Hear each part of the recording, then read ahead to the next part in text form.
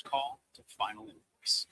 Born in the trades, built for visionaries ready to stop operating and start automating. Service Titan, AI for the trades.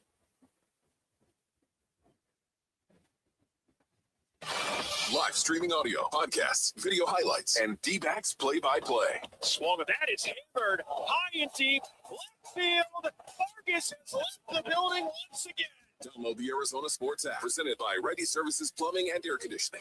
This is a special alert to all Americans who own a vehicle with less than 200,000 miles with an auto warranty about to expire or with no warranty coverage at all. Due to a decline in the economy, CarShield is announcing a low-cost month-to-month vehicle protection plan that is now available to the public to save any driver out-of-pocket expenses on future auto repairs. Call now to find out how you can pay almost nothing for covered auto repairs. Yes, you heard that correctly. Pay almost nothing for covered auto repairs. An open phone line has been established for all drivers to call for a free quick quote.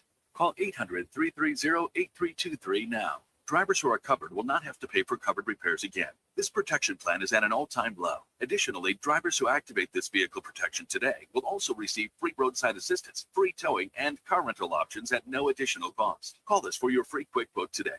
800-330-8323. That's 800-330-8323. What do you have to lose? Call 800-330-8323. Again, 800-330-8323. We've said it, and now Ranking Arizona confirms it. America Roofing #1, ranked #1, the top roofing contractor 2026. Yep, what an honor for Jake, Josh, Tracy, and 500 employees statewide, because home or business, repair or replace, and we've had America Roofing do both at Costa Galvisi, both the best at AmericaRoofingCo.com. Ranking Arizona's #1 roofing company. Even better, get a free inspection and save 12% at AmericaRoofingCo.com. Dan Bickley here, and summertime has arrived in Arizona, a time when your windows are the only thing standing between you and 115-degree temperatures. And if your windows are shot, your windows are about to cost you a fortune, which is why now is a great time to call Advanced Window Products, Arizona's #1 window replacement company, where they build windows designed specifically for our harsh climate, and they build windows specifically for the dimension of your home,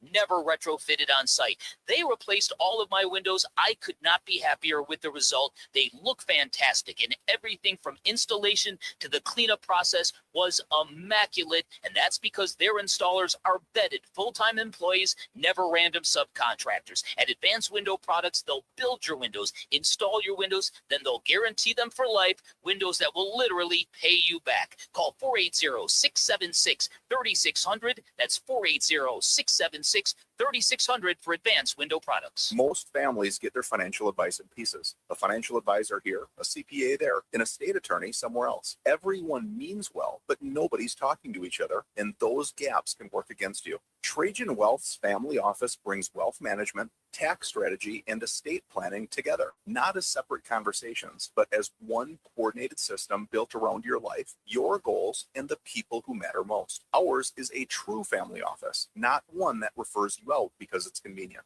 This kind of dedicated collaboration used to require a seven-figure net worth, but here's the game changer.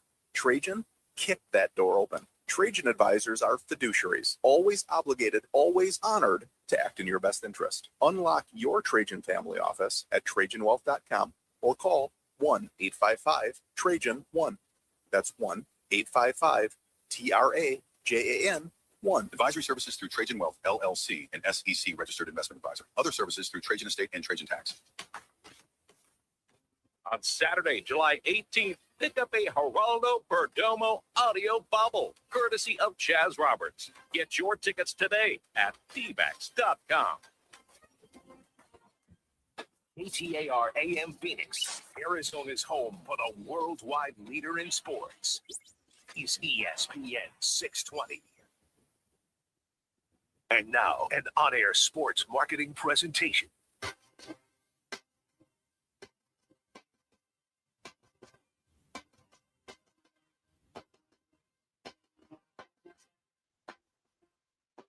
It's Roc and Manuch with Jimmy B. Now on ESPN 620, 98.7 FM HD-2, and streaming live at ArizonaSports.com. The guys are powered by the law offices of Lerner and Rowe. In a record need a check? Make one call, that's all. 602-977-1900. And now on your ESPN station in Phoenix, ESPN 620, Roc and Manuch with Jimmy B.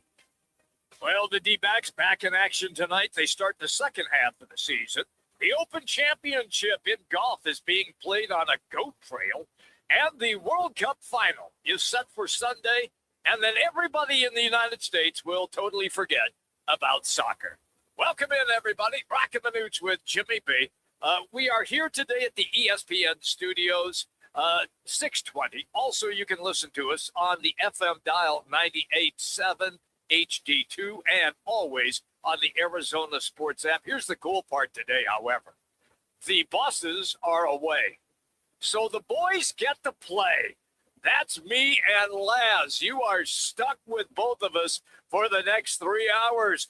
My compadre, what is up, my brother? Let's have some fun today, Jimmy. Man, oh man, just the two of us. We got no rules. We're gonna guys, do whatever we want. Yeah, we got rid of those old guys. Now we can really have some fun. I'm looking forward to it. It's going to be a good show today. We have great guests for you today as well. And something happened, and I was watching the U.S. Open, Laz. I don't know if you had a chance to view it or not, but Bryson DeChambeau, who had a great round today and now is only one shot off the lead, the officials went and got him, and they carted out to a spot where he made a shot earlier in the round. Do you have an idea what they were doing there? I saw that when I was in there with you at the TV. That was going back to the fifth hole, wasn't it? Yes, I wonder if he hit out of the fescue. Well, I wonder if he either picked up the ball or made a shot that he wasn't legally allowed to, so he has to maybe replay the hole or shoot it from a penalty. But that is odd because I was wondering. I saw his round was complete and I saw him on the cart. So let me look into that for us and see what's going on. But if Bryson can't catch a break, he's finally having a good tournament, and now this happens. So we'll see. But it looks like he's up there in contention. So I'll check out and see what happened there. But I don't know. Whatever it is, where they're replaying it right now, he was kind of shaking his head yes. So he may have won the argument, whatever the argument was. But we will indeed check on that. We have baseball for you tonight. Yep, Major Leagues back in play as the Diamondbacks are home Chase Field. St. Louis Cardinals are the opposition. Merrill Kelly on the mound tonight for the Diamondbacks. And the more I think about the games that they are going to play, Manuch and I, along with Roc the other day, had a discussion about the importance of winning a series, especially against the teams that are in the same spot where the D-backs are, and that is battling for that third wild card spot. And St. Louis Cardinals are one of those teams. And so this series is going to be, along with the next couple, before we get to August 3rd and the trading deadline, I think was going to determine whether indeed the D-backs are buyers or sellers. Yeah, if you plan on making a run, trying to get into the playoffs, being buyers at the deadline, you're going to have to win the games that matter most. And they're kicking off the second half right away with the critical series against St. Louis. They sit 1.5 in front of them, both of them about 2.5 behind that third wild card spot. So if you want to make a run, you want to be in the playoffs, you have to beat those teams that are ahead of you. So they're starting it early tonight, a huge series. Merrill Kelly on the mound, he has to pitch well. The offense has to be consistent at the top and the bottom of the lineup. And if they can come out and get 2 out of 3, maybe sweep the Cardinals, it can give them a little momentum boost, help them win a few games, try to secure it and sneak into that wild card spot and see if they can hold on to it. The key is that there are so many teams that are all jumbled together. And if you go on a losing skid, let's say you lose 3, 4, 5 in a row, or you're 1-6 in your next 7 games, that is, and the other teams continue to find ways to win, you're going to drop out in a hurry. And that just cannot be the case for this Diamondbacks team. They have to find ways to A, win, and B, hang around if they want to be a contender when we get to August 3rd. Yeah, they cannot be nearly as inconsistent as they were in the first half. They're going to need the pitching and the offense to kind of come together and all find their rhythm at once. Because like you said, if you go on a skid like that where you lose a bunch in a row, you're going to find yourself too far behind that third wild card spot, and you're going to be playing catch up the second half of the season. And all that does is add more pressure to what this team already has. Plus, you still got good teams behind you, like the Padres, who are a game behind them, the Cardinals, who are a game ahead of them. You'd assume, I think, teams like the Pirates, the Marlins, some of those teams that are ahead of them right now might flatline a little bit and fall out of the race. Well, that's the assumption because they have been the last few years, and so you expect them not to maintain. But look, the Diamondbacks, they can't go on what has taken place the last few years. They got to show up, they have to ball out, and they have to try to stay with those teams. I don't think Miami's going anywhere. I think they're much better than people give them credit for, and the same for the Pirates. And I think finally Pittsburgh has got enough young talent that they drafted because they were so pathetic for so long. Yeah. And finally that talent is starting to show up. Yeah, I think they have a good young roster, but they still might be a year early, a year ahead of time. Yeah. I think the Cardinals, that's kind of like what Bob Nightingale was saying yesterday. They were a big seller last year, so they're in a little bit of a rebuild.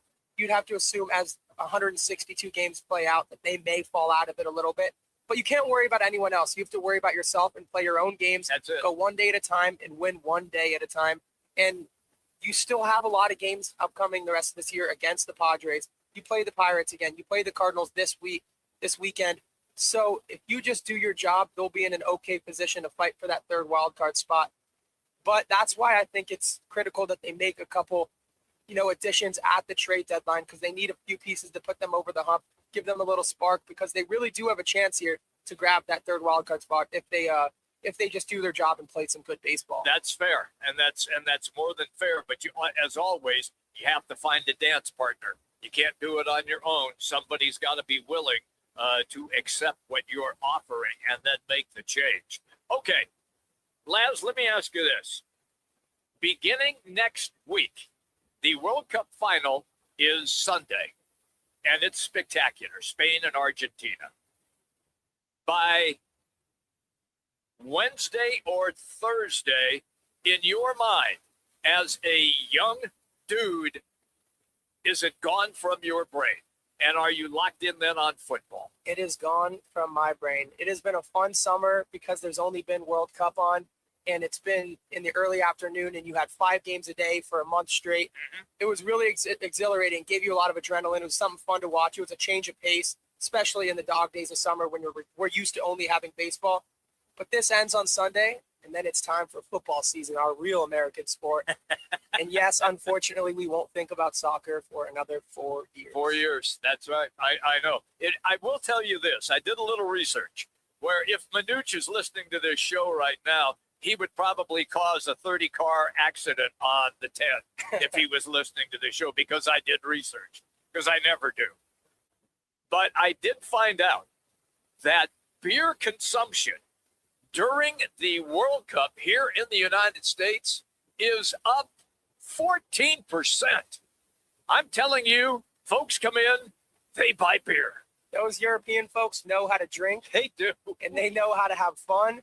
And everyone was coming to the United States for this World Cup. Let me tell you, the United States had quite the economy boost from this last month. You're not kidding. The tickets sold. Even the subway station in New York, $95 to get on. These guys don't care. They're coming from Norway, from France, from everywhere. And they're drinking, and they're having fun. And they're drinking hard, too, Jimmy B. Ooh. Man. Can you handle your stuff? Because I can't. I'd like to think so, Oh, man, I'm a lightweight. I can have a few. Once you get too far down that threshold, then it gets a little out of hand. But I think I can hold it. I can hold some beer. I'm always the designated driver because I'm one and done. You got to have a couple on the golf course, though. I can't do that either. Look, we go out and play, Laz, and like guys I go out with, they always have birdie juice. And, of course, I'll pick up a birdie. Everybody's pouring. You know what I do when I get it? Everybody takes that little shot glass, and they're shooting it down. I shoot it past my face, behind your head, behind my head. You drank it. There you go. It's a slick move right there. I like a good transfusion on the golf course. Oh, man. I will pass out. I mean, I am serious. I would pass out in the heat. I have to throw down Gatorade when I'm out. That's it. Gotta stay hydrated, Jimmy. Man, that's me. That's responsible. Well, when you're 6'4", 240 like I am, you gotta. Hey, what are you laughing at there? Yes. we all know that's not quite true. All right. Look, the Open Championship was sensational here on the second round. We'll dive into the golf coming up in our second hour as well. We have our replay rewind on the way. Don't forget this segment presented by the partnership that we have with the law offices of Lerner and Rowe. Just make one call. That's all. 602-977-1900. That's 602-977-1900. One call. That's all. It's Lerner and Rowe. Replay rewind on the way. We roll until 4 o'clock. Roc and Manuch with Jimmy B. Not today. It's Jimmy B and Laz right here. ESPN 620. The biggest soccer tournament on the planet is going on, and there's no better place to catch every match than Twin Peaks. Watch all the action on wall-to-wall TVs with ice-cold 29-degree draft beer, made from scratch food, and game day specials all tournament long. Twin Peaks is going unmatched for every match through July 19th. Cheer on Team USA or your favorite country at Twin Peaks. Eats, drinks, scenic views. $5 locations. Phoenix, if you need a plumber, call the team that does it the right way. Victory Plumbing Arizona. It's particular plumbing for particular people, with upfront pricing before the work starts, so there's no surprises when the job's done. And here's a deal just for listeners. Tell them you heard Victory Plumbing on Roc and Manuch with Jimmy B, and they'll waive the service charge. For leaks, clogs, water heaters, or anything plumbing, book today at victoryplumbingarizona.com. ROC number 268603. Arizona's headquarters for Toyotas is Wright Toyota. Hey, Rock, for my friends at Wright Toyota in Scottsdale.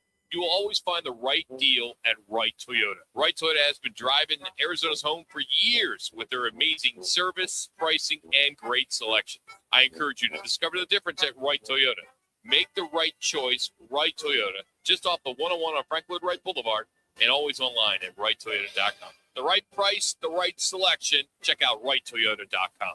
Game on Peoria. When it's time to eat big, drink cold, and watch every play, make it Big's American Bar and Grill in the P83 district. Big's is serving up huge portions of your favorites. Burgers, wings, nachos, plus a full bar and TVs everywhere you look. And don't miss happy hour Monday through Thursday, 3 to 6:30 p.m. with $2 off well drinks and $2 off domestic drafts, plus daily specials all week long. Bring your friends, grab a seat on the patio, and settle in for the game.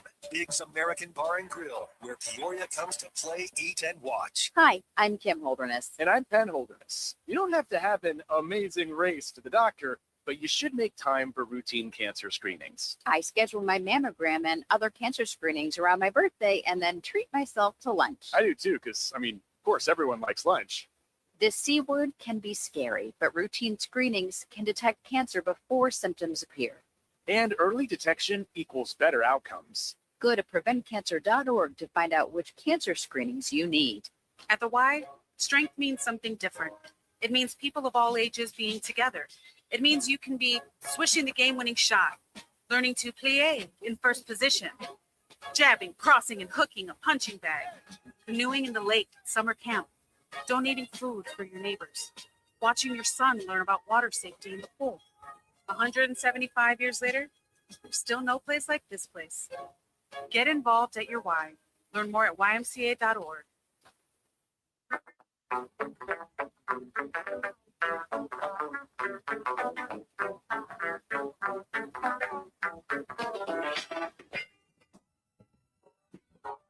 It's time for our replay rewind. The top sounds of the night and whatever Rock decides to add. Let's get to it in replay rewind with Roc and Manuch with Jimmy B on ESPN 620 and on FM at 98.7 HD-2. All right, everybody, welcome back in. We'll get to the replay rewind here in just a moment, but we were having a discussion about Bryson DeChambeau and the Open Championship. It's no longer the British Open Championship. It's just the Open Championship. And we were able to come up with some interesting facts here on why the officials took Bryson DeChambeau back to the fifth hole. What'd you find, Laz? So on the fifth hole on his second shot, he was way deep in the weeds in the rough.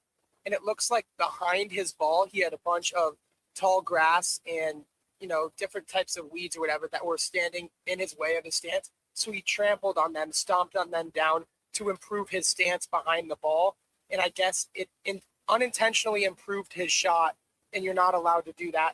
So they were trying to assess whether or not he intended to improve his shot, which unintentionally and unfortunately he did. But the good news is they haven't assessed a 2-stroke penalty yet, but they are going to determine after the round ends if he's assessed 2 strokes to his score. So we don't know yet for sure if he's going to end the day at 5 or at 7. But he's throwing a fit out there on the courts, and so he got his 2 cents in with the PGA officials. So we'll have to see what happened with that and keep an eye on his score. I'll let you know if I notice anything or if they make an announcement. But yeah, that's what happened. He was moving some grass around behind his ball, which gave him a better lie, and I guess you're not allowed to. Well, wait a minute. When you have to get in your stance, correct? I mean, you have that up, that setup. So if he is moving around the ball, walking around the ball, you get out of the golf cart. What's the first thing you do? You walk around the ball, whether if you're in the fairway or if you're in the rough, you walk around the ball to assess where you are and what club you need to select and where you're going to hit it. And so he has the right to do that if he put his foot down intentionally. I'm watching the replay of it right now. He's just standing there looking at it, and he's going through his motion of how he wants to hit it. So it doesn't appear like he did anything illegal other than just stand in that area. And if they claim, well, you stood, and when you put your foot down, the weeds went, well, hell yeah, the weeds are going to go down. You're standing on it. The rules official that was first on the scene, in quotes, said that he had trampled down on the grass to improve his lie. Yeah. And I don't really understand how 13 holes later they assess that. Well, you know what it is. It's some bozo who's sitting in his closet watching TV in his underwear, makes a phone call. Hey, you got to go back and do, get the hell out of here. Don't be calling in and telling us what to do. That, to me, that blows my door. And I love to play golf. I do. But that crap, you can get that stuff out of here. I don't want any part of some lackey calling in trying to get the officials. Hey, you need to go back and no, you don't. Yep. If they don't get it, if they don't catch it, then you just continue to play. Yeah, Bryson DeChambeau seemingly can't catch a break. All the pundits are critiquing him about how he's going to miss his 4th cut in all the 4 majors, how he hasn't played good enough. What's wrong with Bryson? Finally goes out and fires 7 under through the first 2 days. And now they rewind him 3 hours to take 2 strokes off his penalty. So he can't catch a break this year, but good for him. Hopefully he wins that argument. This. Yeah, I hope he wins this argument. And they're showing it right now. He's literally walking in weeds that are up above his kneecap. So if you walk in weeds that are up above your kneecap, you're going to trample them down. Yeah, I don't know. I'm guessing if it was Scotty Scheffler, it wouldn't have been a conversation. If it's Rory McIlroy, that's a good point. Wouldn't have been a conversation. Very but it's good Bryson point. DeChambeau, so they're going to make it a topic of conversation. Good golly. Oh, God. All right, let's get to our replay rewind. If we find out anything more, we will update you on this. Coming up, Major League Baseball. There was only one game last night, and the Mets at Philadelphia. The Mets were, I guess, trying to make the run like they did last year when they were like 622 games off the pace and then made a great run and ended up in the playoffs. Well, they started out really well last night. These guys are. You want to see if these guys are still sleeping. 1-2, hit pretty well to center field. That sends Crawford back. Still going back. Looks at the wall. It's gone. Into the trees for the 9-hole hitter, Francisco Alvarez. His 10th, and the Mets grab a 1-0 lead. Thank you to ESPN for the highlight. I liked it where they said the 9-hole hitter, and he's banging it out of the yard. He had another one later in the game as well. All right, so we'll move to the top of the 7th inning, and guess what? Mets, long ball.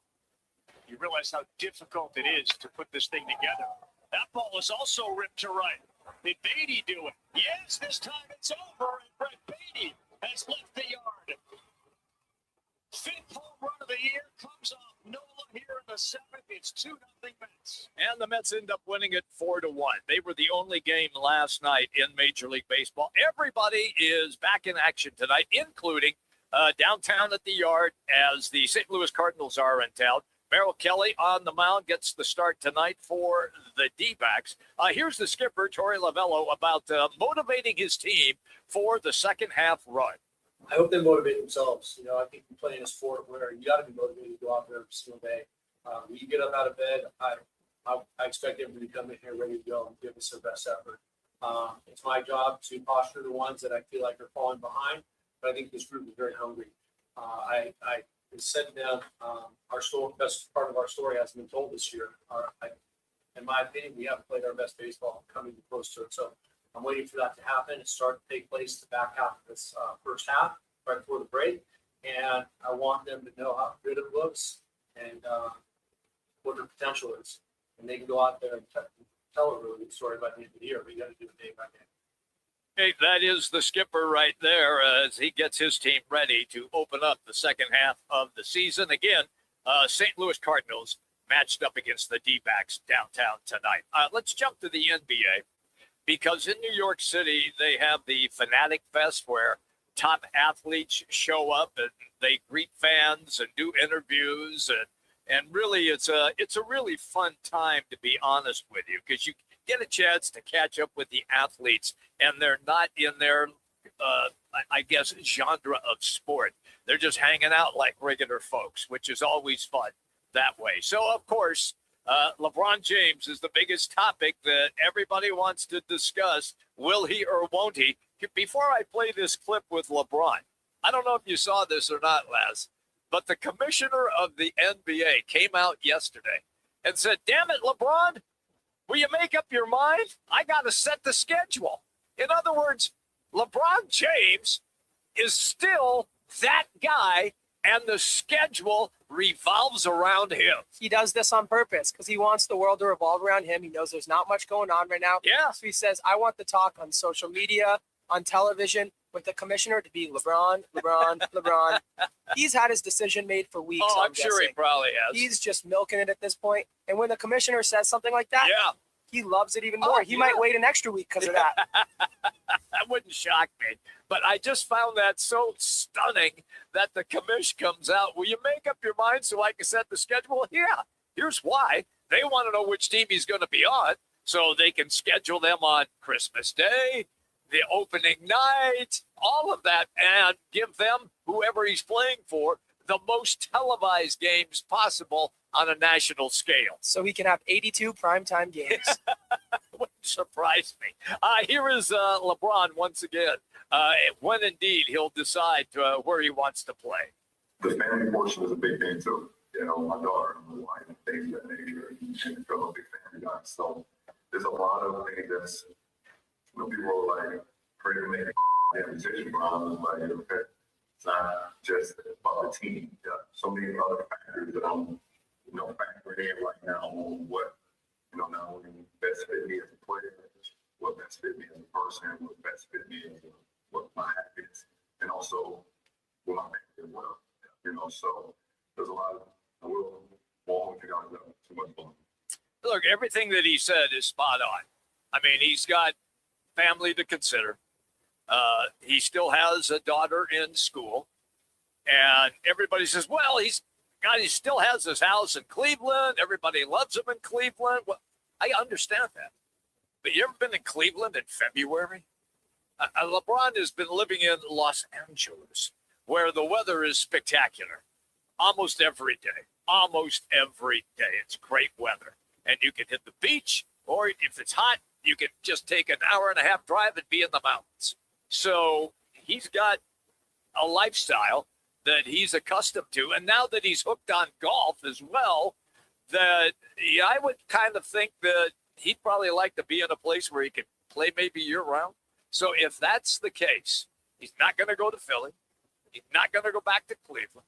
He's not going to go to the Minnesota Timberwolves in Minneapolis. That leaves you Miami and Golden State. And that's why my hunch is Golden State. And Dylan Brooks yesterday came out and talked about it too. He said, I think he's going to the Warriors because you can go to Miami, but then you're still moving back across the United States. That's a drastic change for his family. Yep. Golden State, not too much has to change. It's a 50-minute flight from San Francisco to LA. Exactly. So his kids don't have to leave schools. He can fly back and forth after every game.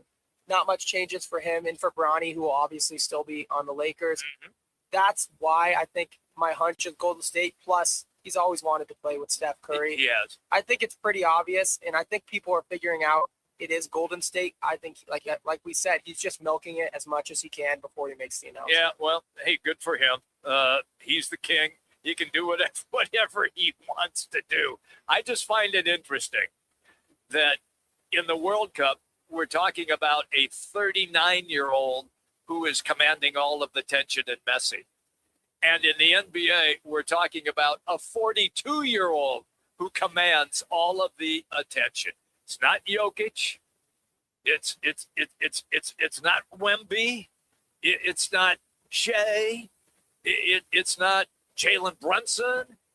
It is LeBron freaking James. These guys, they're ageless. Yeah. They spend millions of dollars on their bodies so that they are ageless. Yeah. And even in the NFL, the MVP last year, what is he, 38 years old, 39? So these guys are playing longer and longer, but that's what we want to see, you know, seeing guys like LeBron and Messi and Matthew Stafford stay out there and play as long as they can. All it is better for us fans, more fun, more to watch, so I'll take it. I'm with you 100%. Hey, that's today's Replay Rewind presented by Lerner and Rowe. In a wreck, need a check, just make one call, 602-977-1900. You can always check them out at lernerandrowe.com, and you get a free consultation. Lerner and Rowe, one call, that's all. 602-977-1900. All right, quick break. When we come back, the Athletics' Doug Haller is going to be our guest. Right now, let's get you to a ESPN 620 Sports Center update.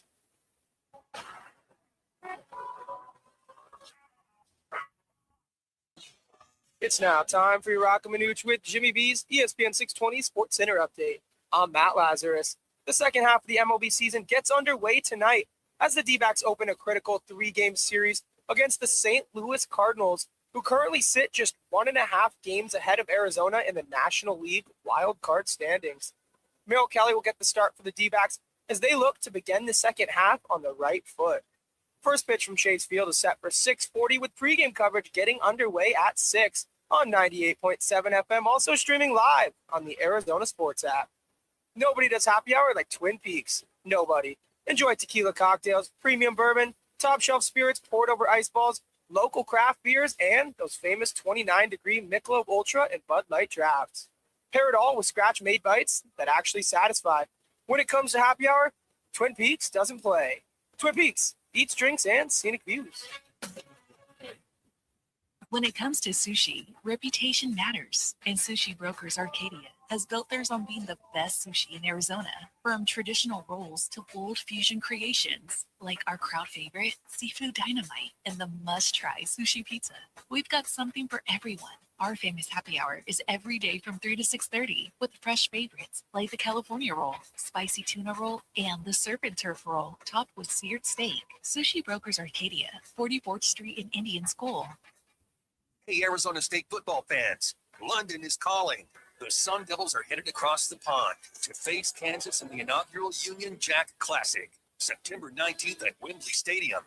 It's the first college football game ever played there, and you should be part of it. For tickets, hospitality, and travel packages, visit UnionJackClassic.com or contact the Sun Devil ticket office. Join Coach Dillingham, Sparky, and the Sun Devils in London. Forks up. I was in a wreck. I need a check. I was in a wreck. I need a check. I was in a wreck. I need a check. I'm attorney Kevin Rowe. Being in an auto accident is traumatic. You need to call the best law firm that has the experience to get you the best results. Call 977-1900. That's 977-1900.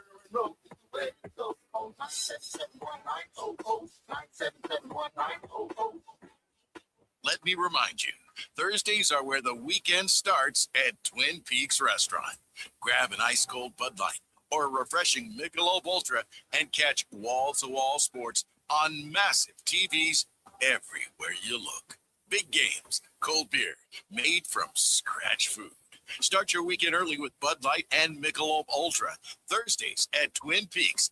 Eats, drinks, and scenic views. Each week, at least one child dies from heat stroke after being left alone in a car. Often these incidents are not a matter of neglect, but even the most responsible, loving parents are liable to forget a child in the car due to sleep deprivation, stress, or a change in routine, which can lead to fatal results. As temperatures continue to soar, take steps to ensure a child is never forgotten in a hot car. Learn more today by visiting carsforkids.org/hotcars. Remember, that's cars with a K. Living and having fun in the hot summer sun can turn deadly when mixed with stimulants. Stimulant drugs raise body temperature, impair the brain's ability to regulate heat, and makes it harder for the heart to cope with extreme heat. Studies show 1 in 5 heat-related deaths have involved meth, a stimulant that overheats the body, putting users at higher risk. Be aware and stay safe. Meth and heat is a deadly mix. Visit thenewmeth.com. Sponsored by the Substance Awareness Coalition Leaders of Arizona.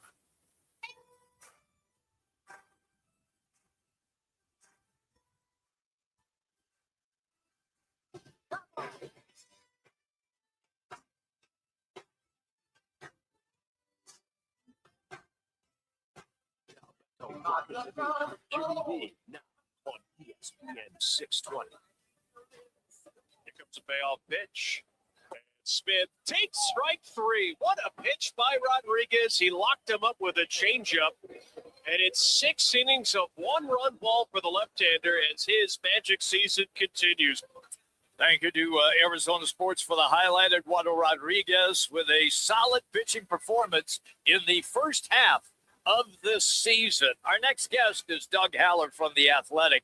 Doug, before I bring up tonight's ball game, I want to ask you about what I'm going to read to you right now, because this just broke. They have terrible air quality right now in the Midwest with the fires apparently that are burning in Canada. So the Milwaukee Brewers have come out with a statement, and it says, due to the air quality concerns, the Brewers are allowing fans to exchange their tickets to tonight's game for another home game if they choose not to attend. Is that some of the best baseball marketing that you have heard in some time? That's pretty good. I've seen some photos of the smoke and from the fires. It doesn't look pretty. I wonder how the players feel about that. Like, what do we get to do? Not a good thing for sure. No, but I thought it was a wise move on how they tried to market it and see if it works.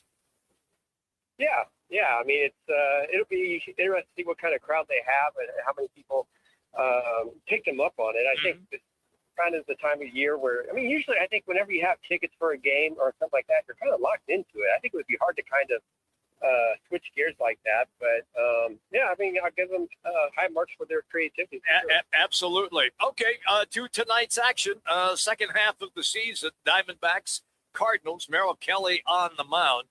What do you expect to see here in the second half? And also, are they going to be buyers or sellers when we get to August 3rd, depending?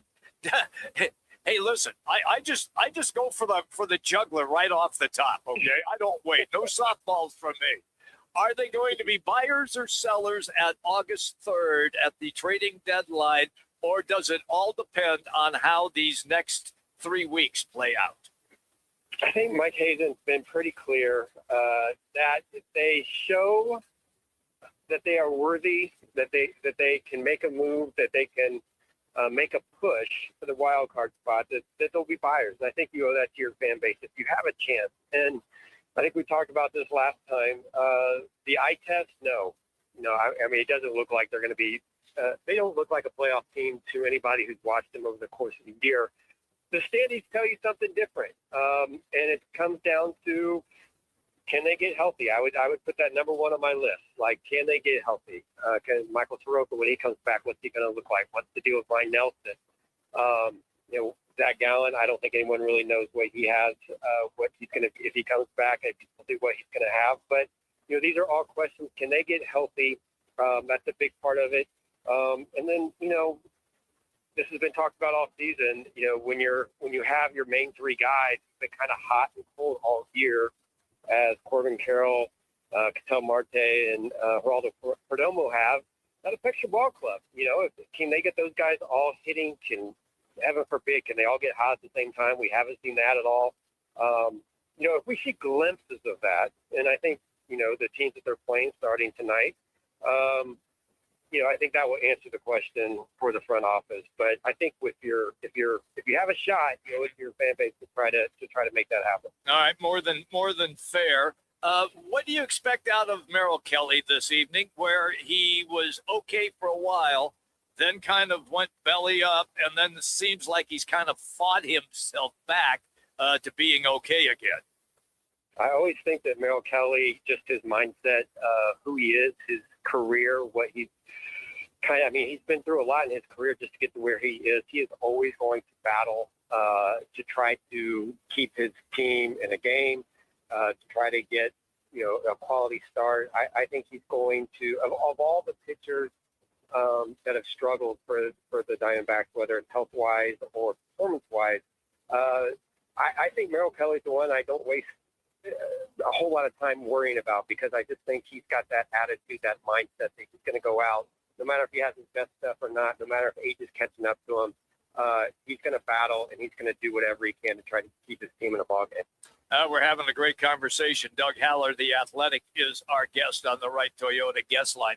Okay, now take me to Tyler Locklear. Gets called up. He's hitting over 400 in Reno for the past month. They are struggling, meaning the Diamondbacks, to find consistency at first base. He was part of the Naylor trade that they got in Seattle. Do you think finally his time has arrived? Well, it would certainly help if that's the case. Yeah. First base has been kind of, I know Margo Vargas really played well there to start the season. I think everyone kind of knew, just based on his career, and who he's been, kind of a journeyman, a guy that, has not, been that everyday type of producer, that they were going to need somebody to kind of fill that role at first base. I don't know if the answer is, I don't know if he was ready, but it would certainly help them if they could have consistent production at that position. Have you seen enough of him to kind of, do the eyeball test, or is it still incomplete on Locklear? No, I really haven't, to be completely honest with you. I would have to say incomplete at this point. But, it doesn't matter. Last year, the Diamondbacks made a lot of moves. They sold. Yeah. And they ended up playing better ball afterwards, which is head scratching then and it's head scratching now when you think about it. So sometimes it's just finding the right chemistry. Somebody comes up and makes a difference that you didn't expect. Someone starts to get on a roll in the second half of the season. These things can be hard to predict. That's why I'm just a little hesitant to pull the plug. Okay. Obviously, they need their pitching outside of Eduardo Rodriguez. They really need them to kind of come around. And if they do make a move, they're going to need to add a rotation piece. But who knows what's available? Who knows at what cost? But I still, like I said, if there's a chance, I think you have to try it. More than fair. Any updates you got for us on Lawler? I feel bad for that kid because he got off to such a great start and then got hurt. I don't have an update. I do know that he's one of those guys that the fan base, the media, everyone's been kind of waiting for him to show everybody what he can do. He's been one of the organization's top young players in the minors coming up, and we just haven't seen it yet. And like you just said, with his start, I thought this was his year, and I think I've had lots of conversations with other media members, at different events, like, okay, that we're finally seeing what he can do.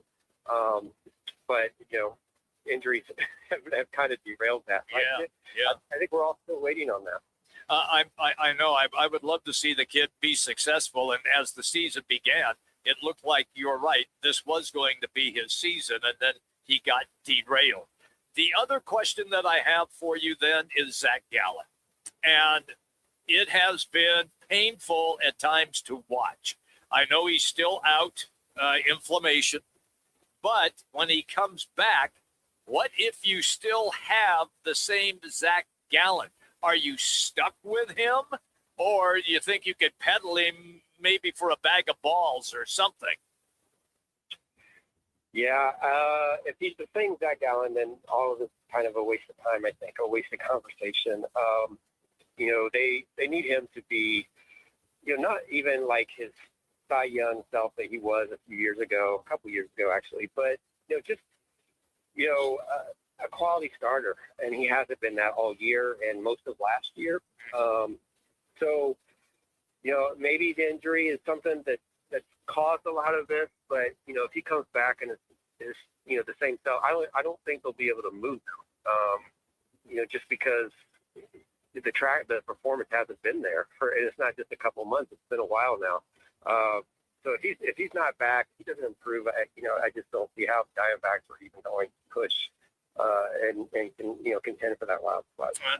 I read you loud and clear on that. The opposition tonight is St. Louis. The Cardinals have been a surprise. A lot of people felt it was going to be a total rebuild, but they are finding ways to win games. What do you expect out of them? Typical Cardinals team. They haven't been quite at the level that they normally are, but they're always kind of a funky bunch that kind of finds their way. Some baseball clubs you just expect, to cause problems. I got you. Yeah. To be a nuisance, and I think the Cardinals are one of those teams. Now, do they have staying power? I don't know. I think they're an interesting story. I think there's other teams in baseball who kind of fall into that same category. Like, do we believe? And I'm sure they're kind of thinking like, what can we do to kind of bolster our chances over the second half of the season? Over the first half, they've outperformed, I think, and they're right in the mix. All right, man. It's always great when we catch up with you. Enjoyed it as always. You have a great day. I appreciate you having me. Thank you. All right. That's Doug Heller, everybody, from The Athletic. Always good information when we get him on the show. We have coming up, it is on this day, and we'll do some football at 50, but there has been a decision in golf on Bryson DeChambeau. And when we come back from the break, we will do on this day, we will update you on that decision at the Open Championship across the pond. Roc and Manuch with Jimmy B, ESPN 620. The biggest soccer tournament on the planet is going on, and there's no better place to catch every match than Twin Peaks. Watch all the action on wall-to-wall TVs with ice-cold 29-degree draft beer, made from scratch food, and game day specials all tournament long. Twin Peaks is going unmatched for every match through July 19th. Cheer on Team USA or your favorite country at Twin Peaks. Eats, drinks, scenic views. $5 locations. Join the team at All City Towing, Arizona's largest towing company and leader in roadside service. We're hiring dispatchers, call takers, lot attendants, drivers, and customer service pros ready to grow with us. You'll enjoy state-of-the-art equipment, consistent schedules, full health benefits, a strong 401k match, employer life insurance, and a monthly fuel allowance. Take your career to the next level. Apply today at allcitytowing.com. All City Towing, where your future is always moving forward. Rock for WhiteToyota.com.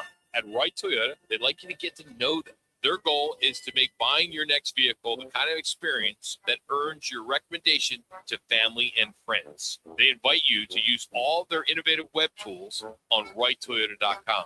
So if you're looking for a new or pre-owned Toyota, head to their interactive website at WhiteToyota.com. The right price, the right selection, all at WhiteToyota.com. Now open in North Scottsdale. It's the Orangedale Lounge. ODs, right off Thompson Peak and Bell, next to Bash's. Your new favorite dive bar has arrived. Cold drafts, chill vibes, always affordable prices, and the OD Mug Club, a one-of-a-kind membership you won't find anywhere else. No frills, just great people, ice-cold drinks, and a bar that feels like it's always been there. Follow at OD Scottsdale and get the scoop at OrangedaleLounge.com. Orangedale Lounge. Dive in and drink up. Meth and cocaine are dangerous drugs. They don't have to be mixed with fentanyl to be deadly. In Arizona, deaths involving stimulants like meth and cocaine are rising. Both are highly addictive, and there is no medication that can reverse an overdose. Instead of thinking, it can't happen to me or my loved ones, get informed, recognize the warning signs, understand the risks, and know that help is available. Learn more at thenewmeth.com. Sponsored by the Substance Awareness Coalition Leaders of Arizona. Action! When I grow up, I want to be director because they get to talk to everybody about everything. They get to make cool movies and dance music videos. If your child is sick over and over again, it could be PI, a defect of the immune system that affects millions. Early testing can give children a chance to dream. And when I'm a director, I get to say, lights, camera, action. For more information, visit the Jeffrey Modell Foundation at info4pi.org. That's a wrap. Roc and Manuch with Jimmy B want to take you back. A quick reflection on some of the more memorable moments in sports and pop culture. Now, time for your Right Toyota on this day report. Right Toyota, right on the corner, right on the price. Right Toyota in Scottsdale. This just warms the cockles of my heart. Where were you, Laz, in 1955? I was not even, my parents weren't even born yet. So they didn't even think about having kids because they weren't even alive. But I was being created somewhere in the universe. No, I'm sure you were. I'm sure they thought about you at that time. 1955. You know what happened that day, on this day? Disneyland opened. Yeah. Mickey Mouse Land. Yeah. I probably have gone to Disneyland 6-7 times. You just go and you just feel good. So much fun. It is. It's so much money now. Even I'm an old dude, and I've grown tall enough now where I am legit to go on the rides finally. So I just love going. I really do. I love a good thrill. A good roller coaster is so much fun. And then they added the other side, the California Screaming Park, and then they added the big roller coasters there. It's a lot of fun. Yeah, it's good. I haven't been in many, many years, probably at least 10 years. Oh. Got to go back sometime. Yep, that'll be cool. In 1921, where were you in 1920? Oh, no, never mind. Also not alive. Yeah, I got it. Major League Baseball. It is the Black Sox trial. Black Sox scandal. It begins. Players were accused of taking bribes to throw the 1919 World Series. Now, they couldn't come together. The jury couldn't come together. So the judge in the case, 8 players were on trial. He banned all 8 players for the rest of their lives from Major League Baseball, and that included shoeless Joe Jackson. 1927, and on this day in Major League Baseball, Ty Cobb got his 4,000th career hit.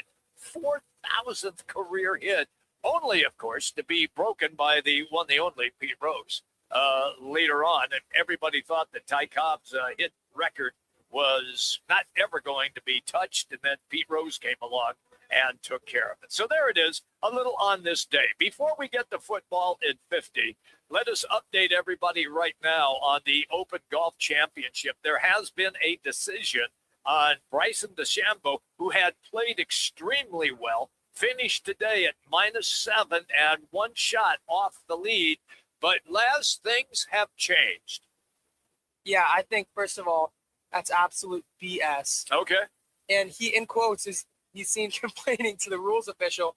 He goes, I'm just not going to play tomorrow. That's what he said. He said that, really? I think he will. He'll get over it. He will. Pick himself up off the ground. So they gave him a 2-shot penalty. And the official reasoning why is because he improved the lie after hitting his tee shot into waist-high fescue, rough to the right of the 5th fairway. Yeah. While assessing the ball, he was caught on camera stomping down the heavy rough surrounding his balls, and officials determined that trampling the grass effectively flattened the fescue behind the ball. This inadvertently cleared a path for his backswing and stance, making it easier to hack the ball out. And so that was improving the lie and clearing a swing path, which is not allowed at this tournament. So 7 million hours later, they took 2 strokes off of his score. Yeah, see, I call BS on that too. I mean, we sat here and we watched it, and he is assessing his shot. He is walking around the ball, looking at it from different angles, trying to figure out how he can play it out of the fescue and back onto the fairway. And I said it a little while ago. You're walking around in tall grass. Where you step, that grass is going to go down. It's inevitable. Is he not supposed to walk toward the ball? Is he not supposed to put his feet down and set up? Is he supposed to fly in and not touch the ground? So the grass, come on. See, to me, that's just bogus. And Are you a guy who plays by golf rules all the time? Oh, definitely not. If I, like you said, I heard you say it yesterday. If I hit my ball into a spot in the dirt or in the bush, I pick that ball up and I put it in the fairway. Put it up. Well, I'm not dealing with that. No, this is what I do. Particularly now, if you're playing on courses, the fairways are burned out in places, and your ball's just laying there in dirt or maybe mud. I'll put it on some grass. Now I don't advance it, and sometimes sometimes I put it even back if there's a patch of grass there. Yeah, but that's just there's no sense in doing that. But look, these guys are professionals. They know the rules. We watched the video, and he was trying to, first off, get a stance on that ball so that he could make a decent shot. And then secondly, he took a couple of practice swings and then reset and went to a different position. See, this is really troublesome to me. It really is. Look, we've all hit shots into the weeds. And if you walked into where he was, when you walk in, the grass is going to go down. Was it Dustin Johnson? Refresh me. At Whistling Straits, was that where it was? Yeah. Okay, where he hit a ball and it was on dirt, and they said it was a sand trap. Yeah. Well, these PGA rules are absurd. Yeah, I don't get the people have been handbook at walking all. through there the whole time. It was just dirt. And it's so unfortunate because Bryson DeChambeau has had such a good week when everyone was counting him out, saying he wasn't in form, he's played terrible golf. And this is something that not only takes 2 strokes off of what was a second back-to-back incredible round, but this will affect his whole weekend. He's a very mental and psychological player. He is. So my hope, I'm going to cross my fingers, I hope he comes out tomorrow and he plays even better and he stays in contention and he works his way back up the leaderboard. He's still only in a tie for 5th, so he's by no means at all out of it. What is he, 3 shots out? Yeah, he's still in 5th place. He's now 5 under instead of 7. Right. But he should be in a sole second place right now, looking great in the first leading group, the featured group tomorrow. This just throws a wrench in his whole weekend. It's like, all right, if I'm playing bad, they're going to give me crap. If I'm playing good, they're going to go back 3 hours and see I stepped on a weed. This man is like, I can't catch a break. So I really do, he comes out tomorrow, he plays well, and he's in contention going into Sunday. But this is the type of a thing with a guy like Bryson who has the potential to be a head case at times. He has a reputation. This can throw off his whole weekend, and there's a good chance it does. I hope I'm wrong, and I hope he finds a way to win this because he deserves it after stuff like this goes on. I agree with you. All right, we have more on that coming up at 2:15. Kevin Muragame from Ocotillo Golf Club is going to join us. We're going to go right to one of the top sources and get to the bottom of this case. Inspector Jimmy B is on the case, so here we go. All right, let's do a little football at 50. All right, here we go. Next week, the World Cup will be over, and the United States fan base attention will turn to football, the National Football League. We are back. Yes, Thank we God. are. So interesting here in the Valley of the Sun. When Jacoby Brissett shows up to be the so-called starting quarterback of the Cardinals, is he going to have a rework contract? Right now, he's a holdout. I don't think so. He did show up at OTAs as a hold-in and the little mini camp as well as a hold-in. Can we just get Marshawn Lynch on the show? Yeah. I'm just here so I don't get fined. Seriously. And I don't know what he's thinking.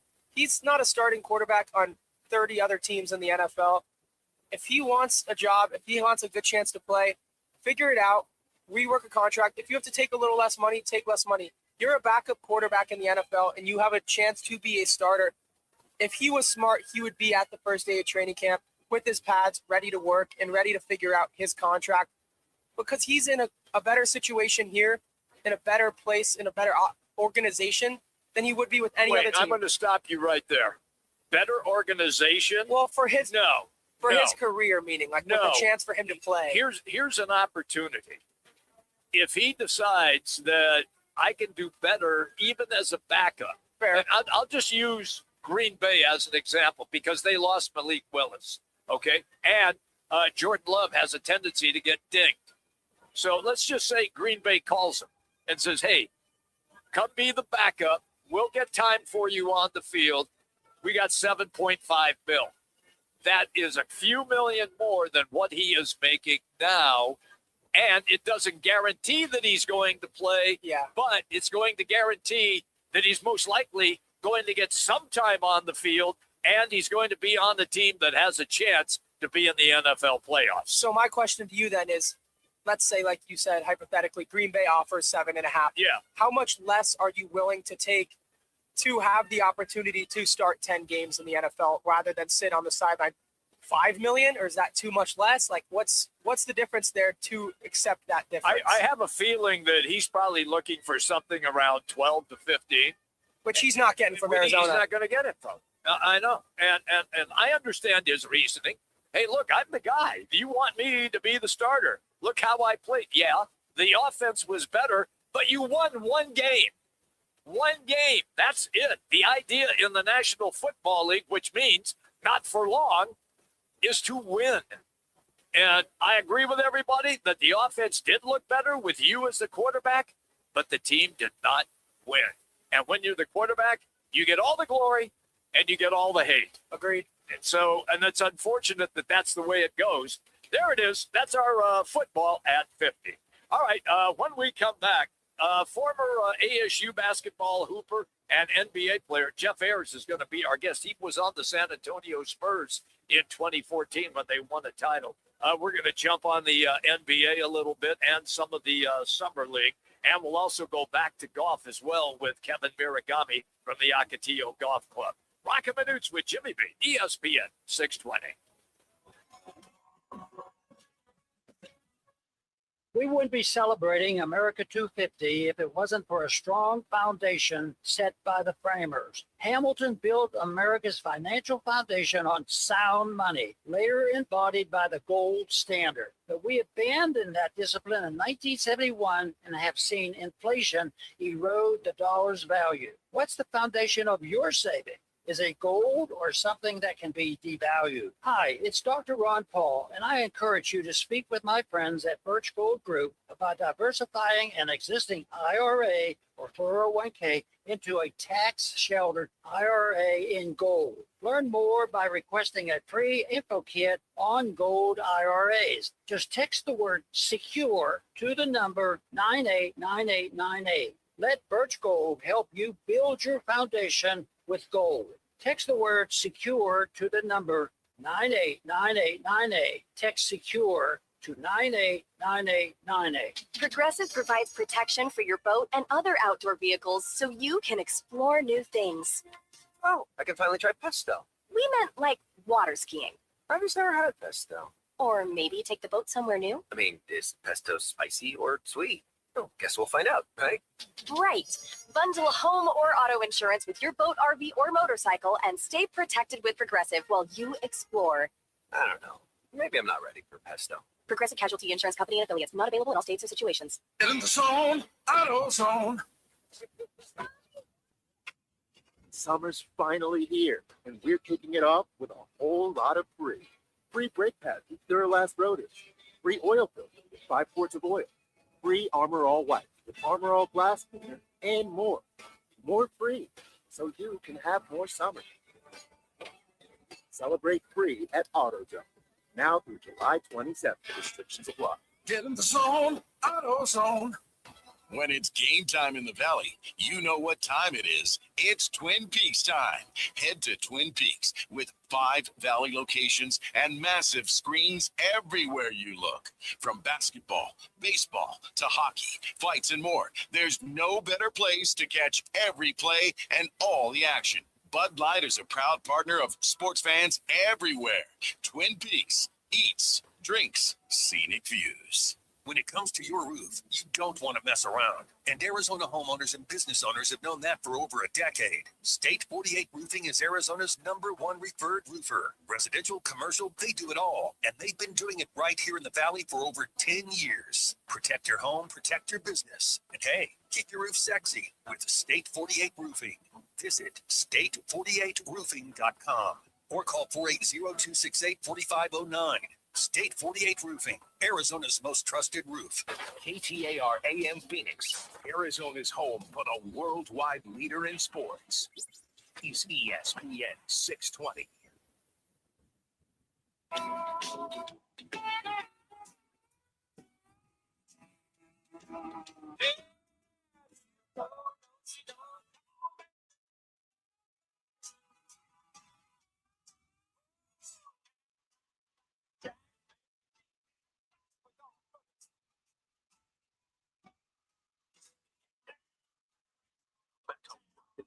With Jimmy B now on ESPN 620.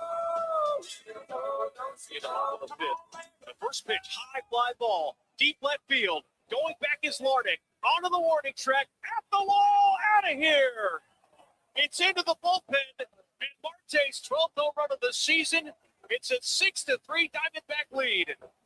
Thank you to Arizona Sports for the highlight, the Marte home run, as the season gets underway for the second half.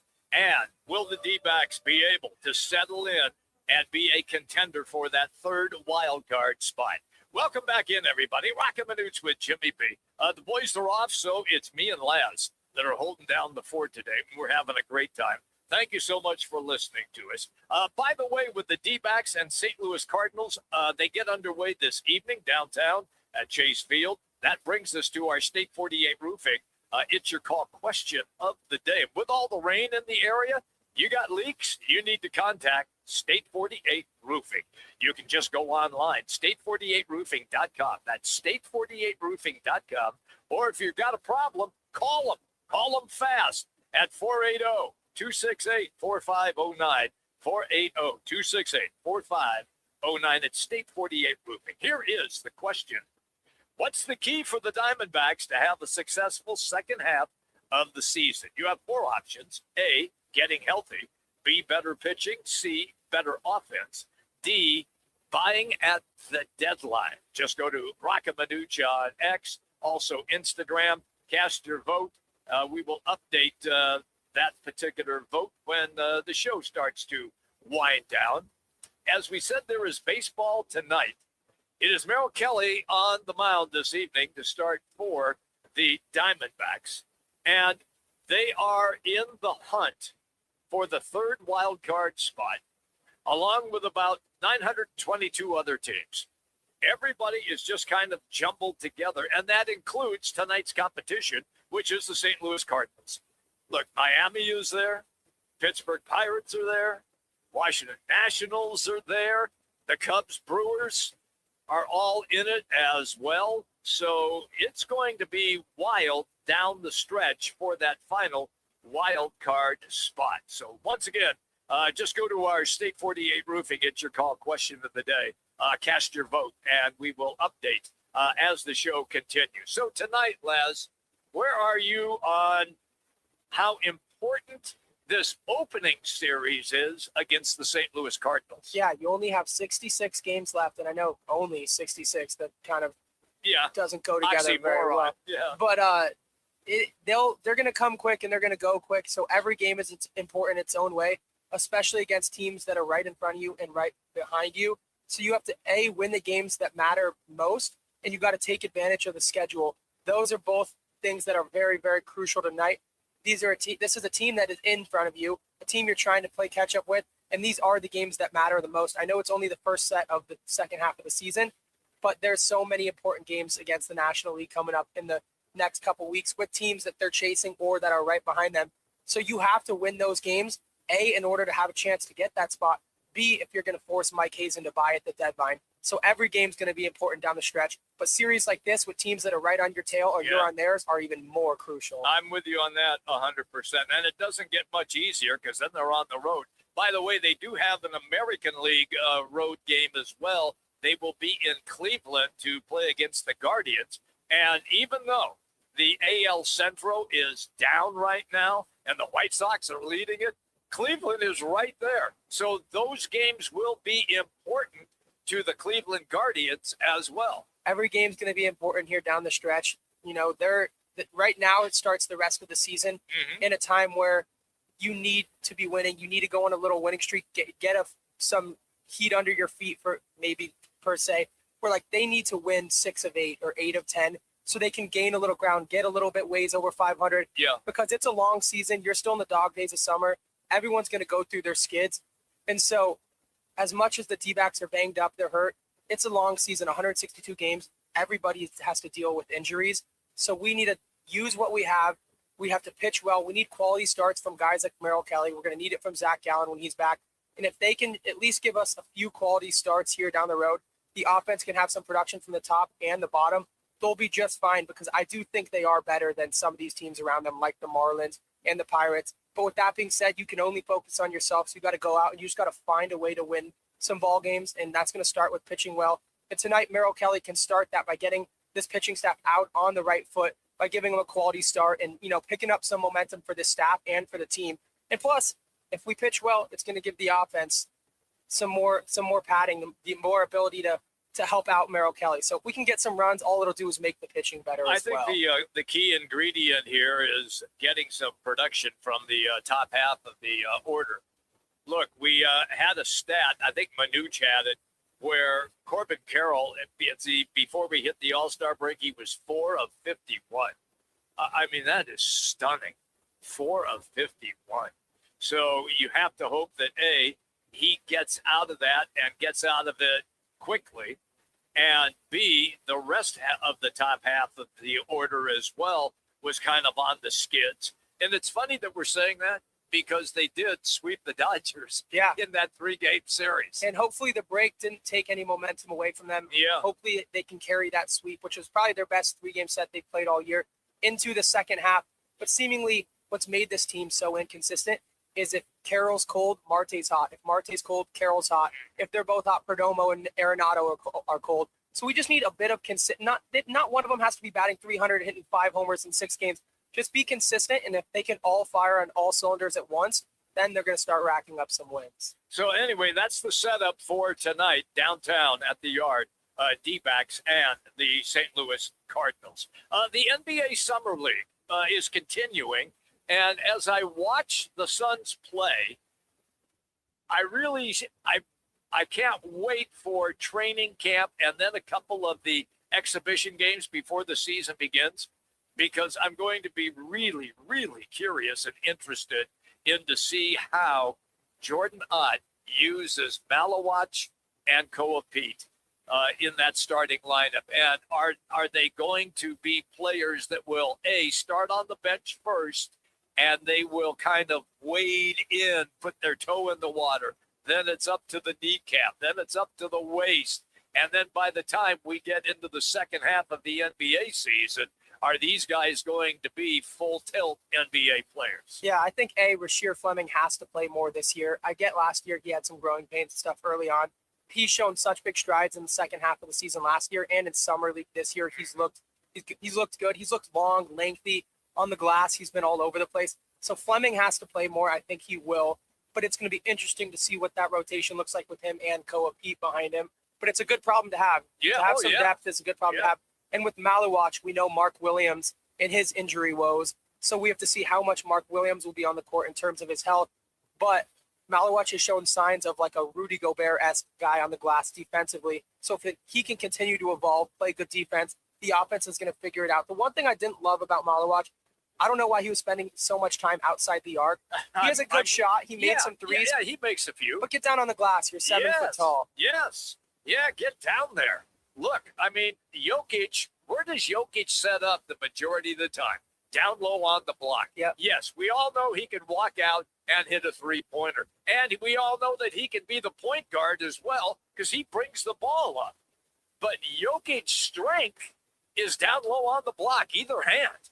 And when you are that big, that skilled, that is where you do most of your damage. Look, everybody is so fascinated with Wembanyama, and he can shoot a three. Wemby, get your sorry butt down on the block, will you? That could be why they lost the finals. I think back to game 2. They ran an inbound play with 2 seconds after he already turned the ball over by throwing it off of Vassell's head. He lost in that game. He ran a play with the pick and roll off De'Aaron Fox where he settles for an elbow jumper at the buzzer.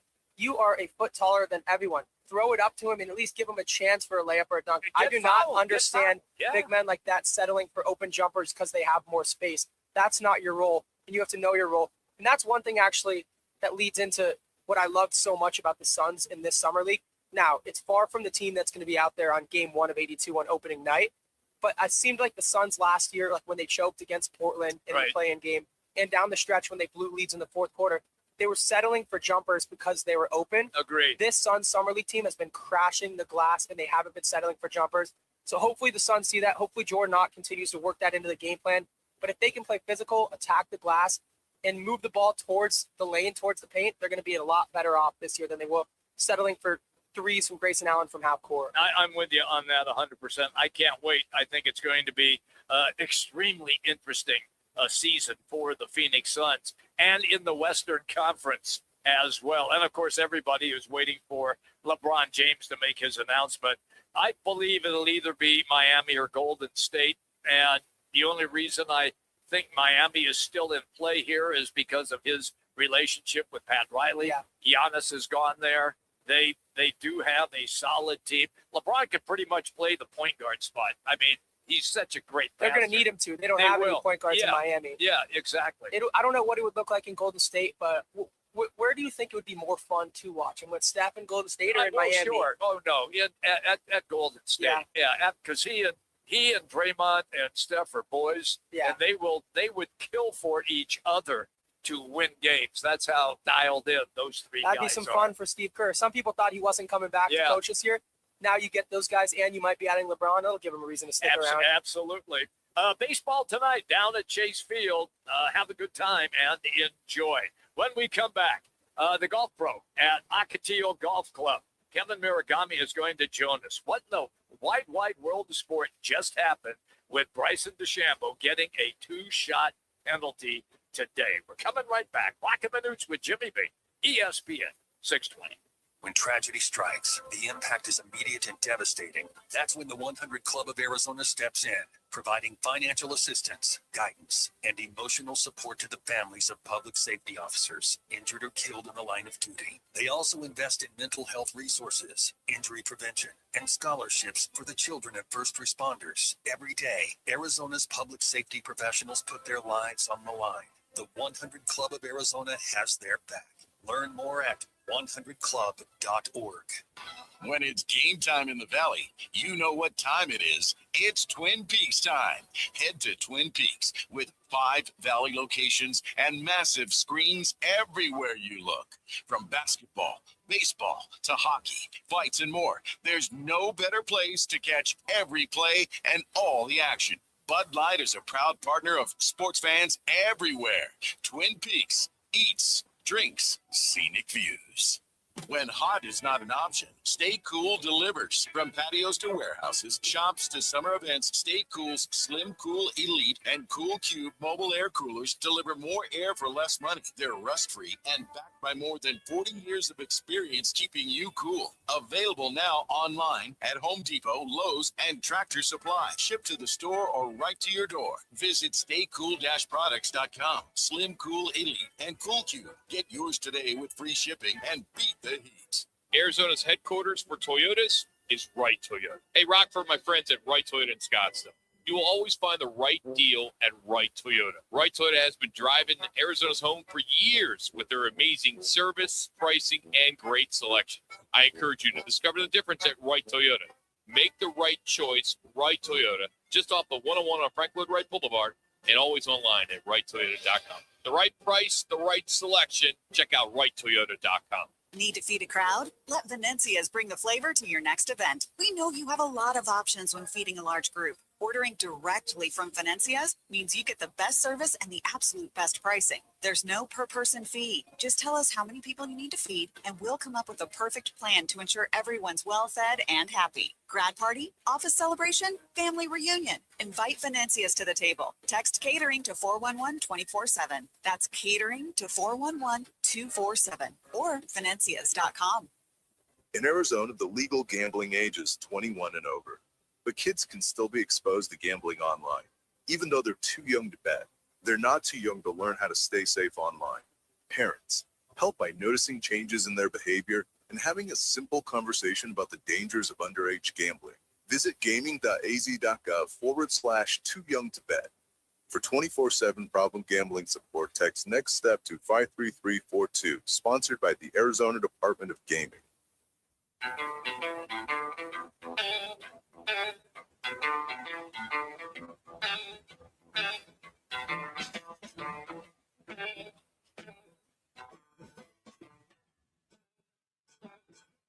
Roc and Manuch with Jimmy B. Now on ESPN 620. Welcome back, everybody. We roll all the way till 4 o'clock this afternoon as Lads and I are hosting the show today. And we were dumbfounded by what we were watching after Bryson DeChambeau finished at 7 under par after the 2 rounds of play at the Open across the pond. And then just got docked a 2-stroke penalty. So now he's 5 under because he stomped around in the weeds trying to set up a shot to hit a ball.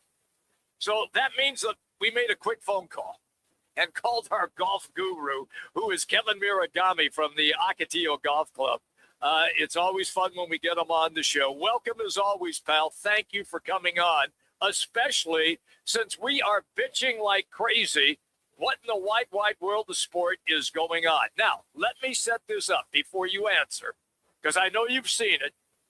But if you hit a ball in the weeds, don't you stomp around in the weeds, A, to find it, and then to find where you can stand so that you can get a decent shot to give yourself a chance to get out of the weeds, and then they come back and tell you we're giving you a 2-shot penalty.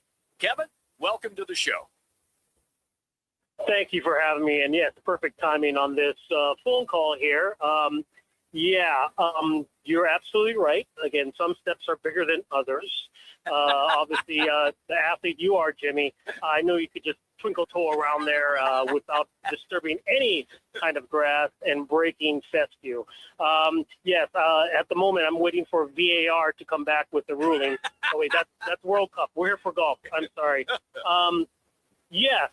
Big thing. Again, just happened a little while ago. Bryson has not stepped up to talk to the media about it. His agent has. But it looks like the main clarification was the RA felt like Bryson was improving his lie for getting ready to attempt his shot today. Again, this is all on video now. You know, it's amazing. If this happened, let's say 30 years ago, even though there was color TV, this might not be as big of an issue. But they've determined, of course, that he was improving his lie by stomping on the fescue, even though it was away from where his golf ball was laying. He even took practice swings away. It's unfortunate, but hey, it is a rule. As you know, the wonderful game of golf has a rule book that's very thick. The decision book is about 3 times, and remember, it was written by lawyers. Yes, so it's even worse there, right? So, but again, with video evidence, they thought that it should be looked at, and they did deduct them that 2-stroke penalty. I will say, at least the R&A decided till after his round to discuss this with him. He was not disqualified because he did not sign his scorecard yet. Oh, okay. So okay. it was important for them to discuss that. Now, again, no matter what, he's getting grief from the people on set at the live at the Open. It's going to be all over Twitterverse, but we'll have to see, because there is a chance, and you can see him say to the rules officials out there on at hole number 5, and also according to his agent, Bryson may sit out and take himself out of the tournament. He has not made a decision. Yeah. So again, the golfer in me would like to say, hey, what's done is done. You're in the tournament.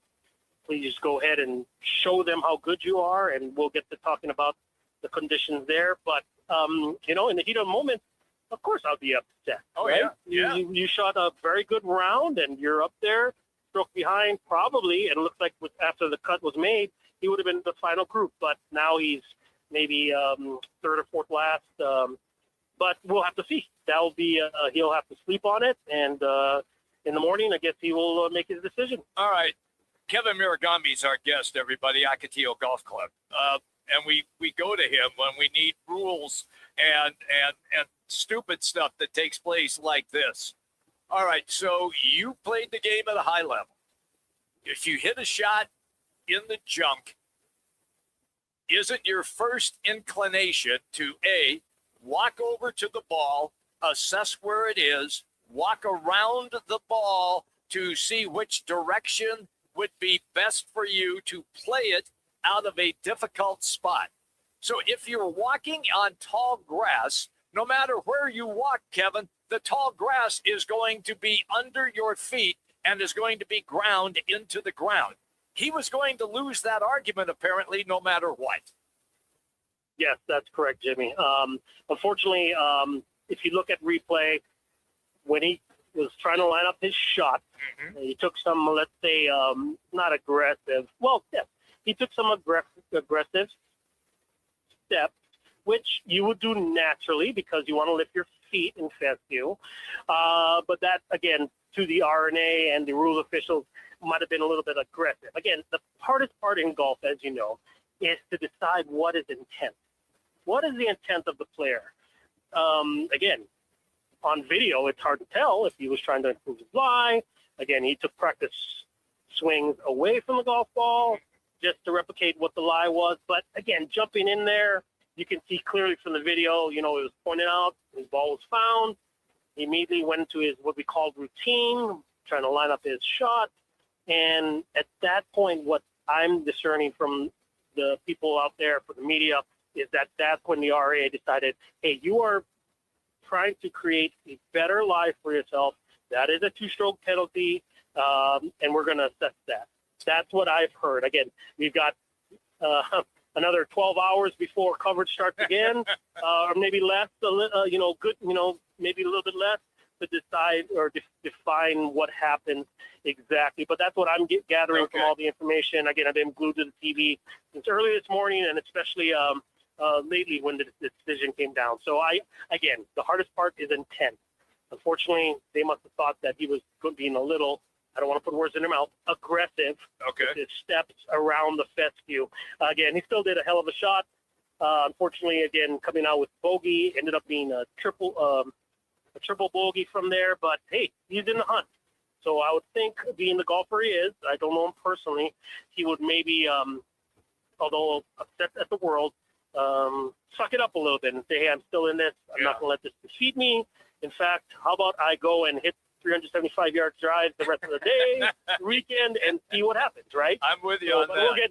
I'm sure that's a question coming up here in a little bit. But. Okay, let me follow up then. And I'm not a big conspiracy theorist guy, but I'll drop this one on you.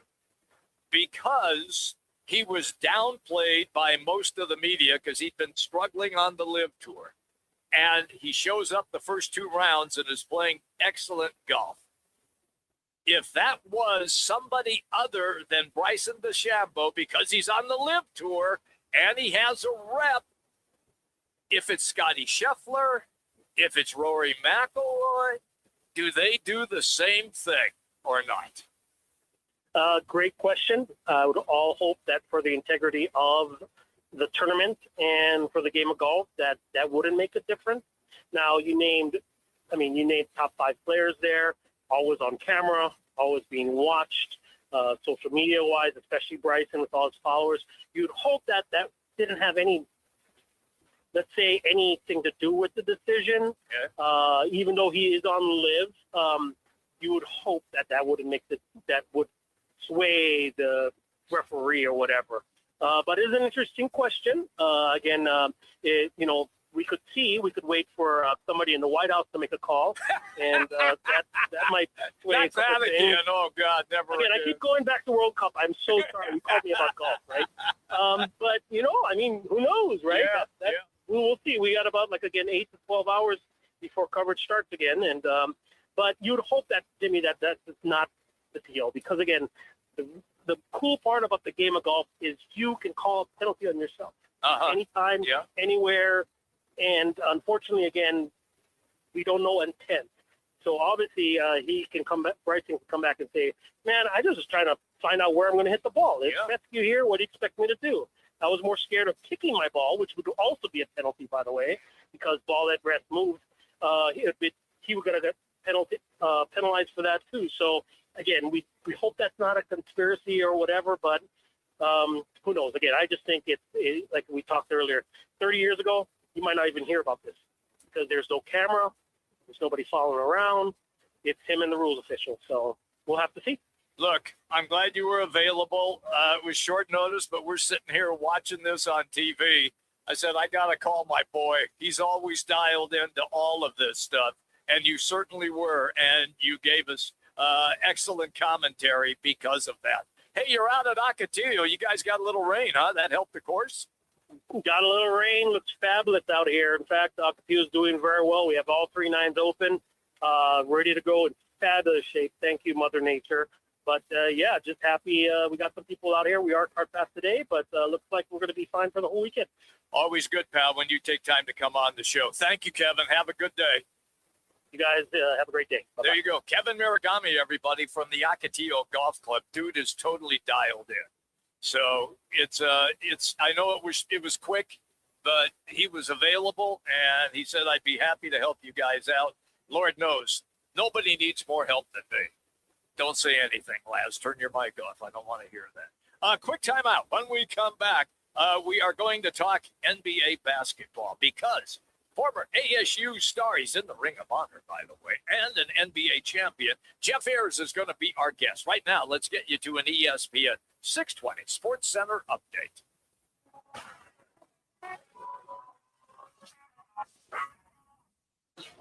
It's now time for your Roc and Manuch with Jimmy B's ESPN 620 Sports Center update.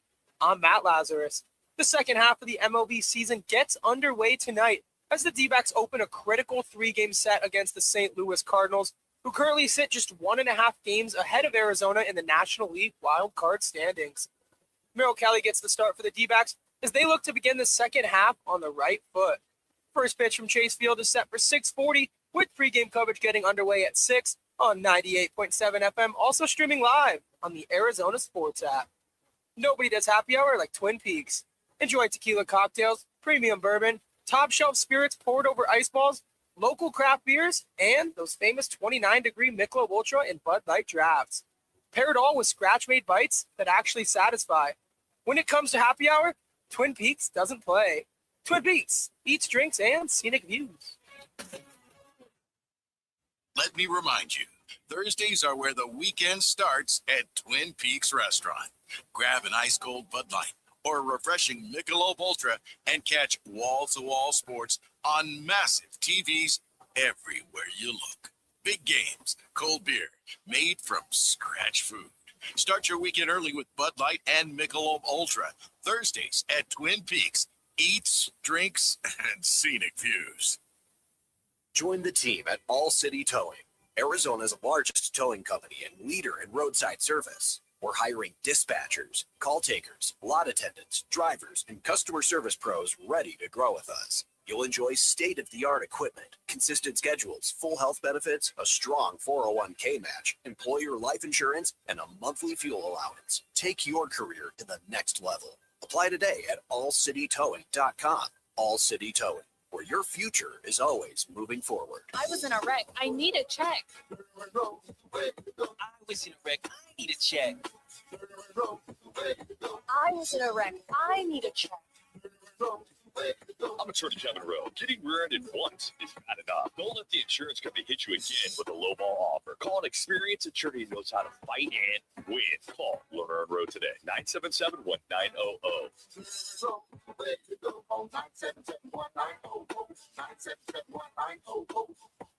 Life can throw a lot your way. For some, that includes first episode psychosis, or FEP. It can feel overwhelming, like hearing or seeing things that aren't there, or feeling disconnected from reality. The good news? FEP can be treated. Recovery can include medication, therapy, and support from peers. There are programs across Arizona with people who understand and are ready to walk with you. It all starts with one click. Visit learnmorefep.org. Sponsored by MapForce, working to build healthier communities. Now open in North Scottsdale. It's the Orangedale Lounge. ODs, right off Thompson Peak and Bell, next to Bash's. Your new favorite dive bar has arrived. Cold drafts, chill vibes, always affordable prices, and the OD Mug Club, a one-of-a-kind membership you won't find anywhere else. No frills, just great people, ice-cold drinks, and a bar that feels like it's always been there. Follow at OD Scottsdale and get the scoop at orangedalelounge.com. Orangedale Lounge. Dive in and drink up. Water is Arizona's most valuable resource. And for over a century, Phoenix has led the way in providing reliable water services. Wherever you call home in Arizona, we all share the responsibility to conserve for tomorrow. Watch your water use, especially outdoors. Consider desert-friendly landscaping and water-saving appliances. Together, small changes can make a big difference. Learn more at phoenix.gov/water and help secure Arizona's water future. This message is sponsored by the City of Phoenix Water Services Department.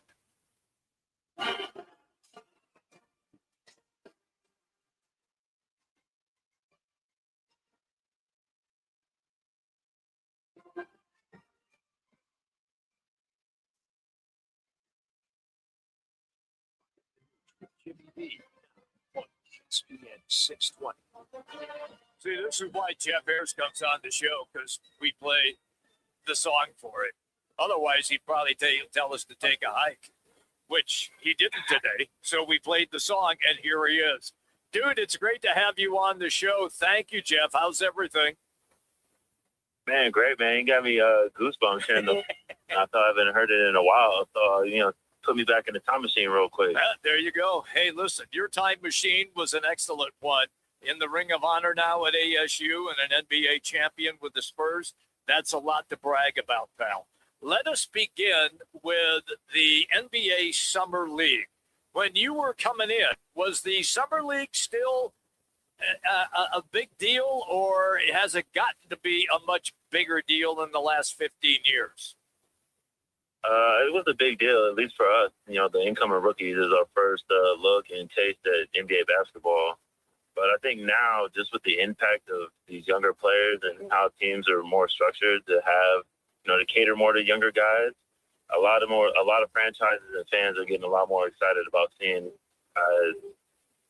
early in or during the summer before preseason and the regular season starts. So I think there's a little bit more hype around it now, but it's just the talent level has exploded, I feel like, in the last 15 years. All right, so a lot of the conversation has been about Manuch, obviously his second year, and the improvement that he needs to make. And then, of course, Koa Pete out of U of A, local guy in high school here, and the way that he's been performing. Let's start first with what you have seen so far from Manuch. Honestly, he's just making the right leaps and bounds that you're supposed to. I mean, he's still in his third or fourth year of learning how to play basketball. So the fact that he's still, out there progressing and dominating, like he's been on both ends of the floor, just shows that he's really been putting in work during the summer and during the season last year. I got to call a couple of the games when he came down to the G League to play for the Valley Suns, and just to see how he's grown and progressed, from then to now. A lot of that is just part of having more experience playing basketball, going to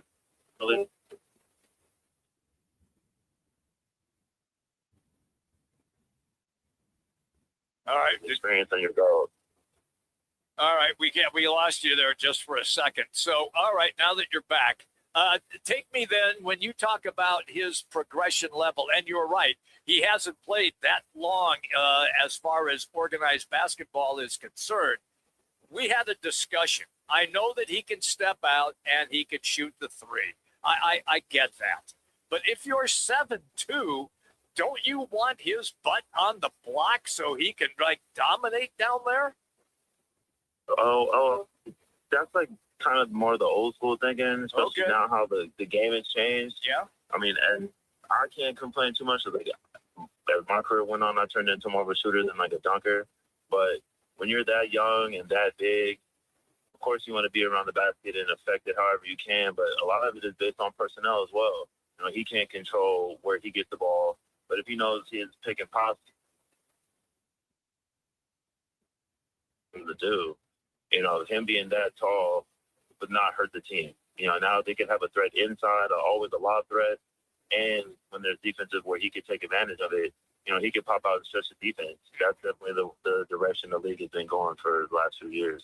No, I understand that. I get it. We saw Wembanyama do that in the NBA Finals as well. But, and look, I may be old school. Look, I'm a Wilt Chamberlain guy.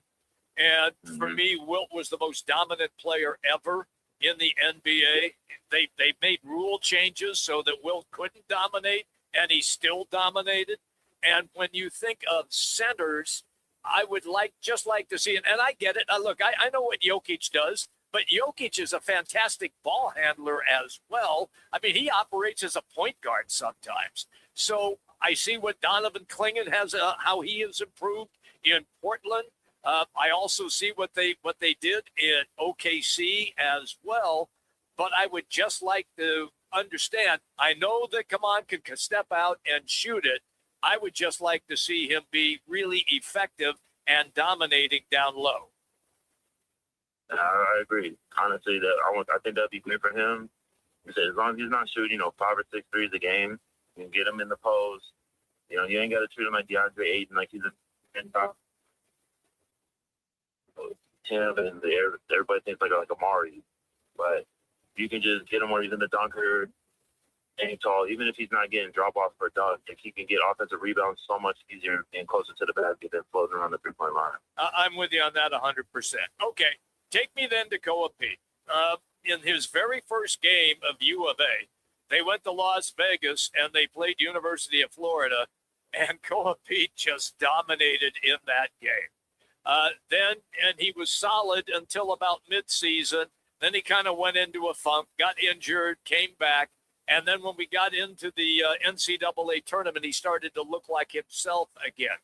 Watching him in Summer League play, is he right now ready to take that step and be a part of the immediate rotation when the Suns begin play this coming year? I'd like to see how he does in preseason, because right now he's just playing against other college kids. So same guys that he's been dominating while he was playing at U of A, there's not that big of a difference between then and now with the talent and the players he's going against. So I'd love to see that he's been playing really well and kind of establishing his dominance in Summer League, but playing against guys that have played in the NBA 5, 6, 8 years is a little different than playing against guys that, this is their second or third game playing with the rules of the NBA. So I'll be excited to see how he transitions and his game translates when the regular season comes. Jeff Ayres is our guest on the Right Toyota guest line. Okay, take me then to the two guys that I am excited about that the Suns signed. One of their weak points was three-point shooting. They go out, they grab Luke Kennard, the best three-point shooter in the league. He played great in the Lakers playoffs against Houston. And then they grab Pat Spencer as well, who Golden State used all the time to open up the floor as a three-point shooter as well.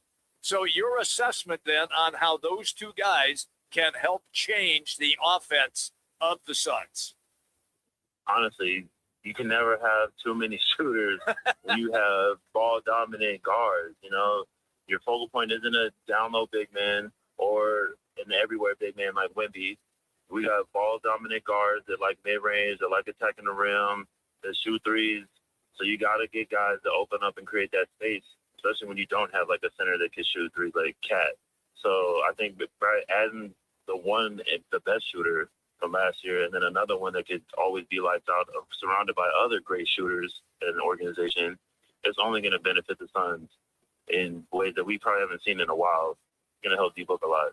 Do you believe then that they will not really be a half-court setup team unless they're kind of forced into it, that they're going to continue with that up-tempo?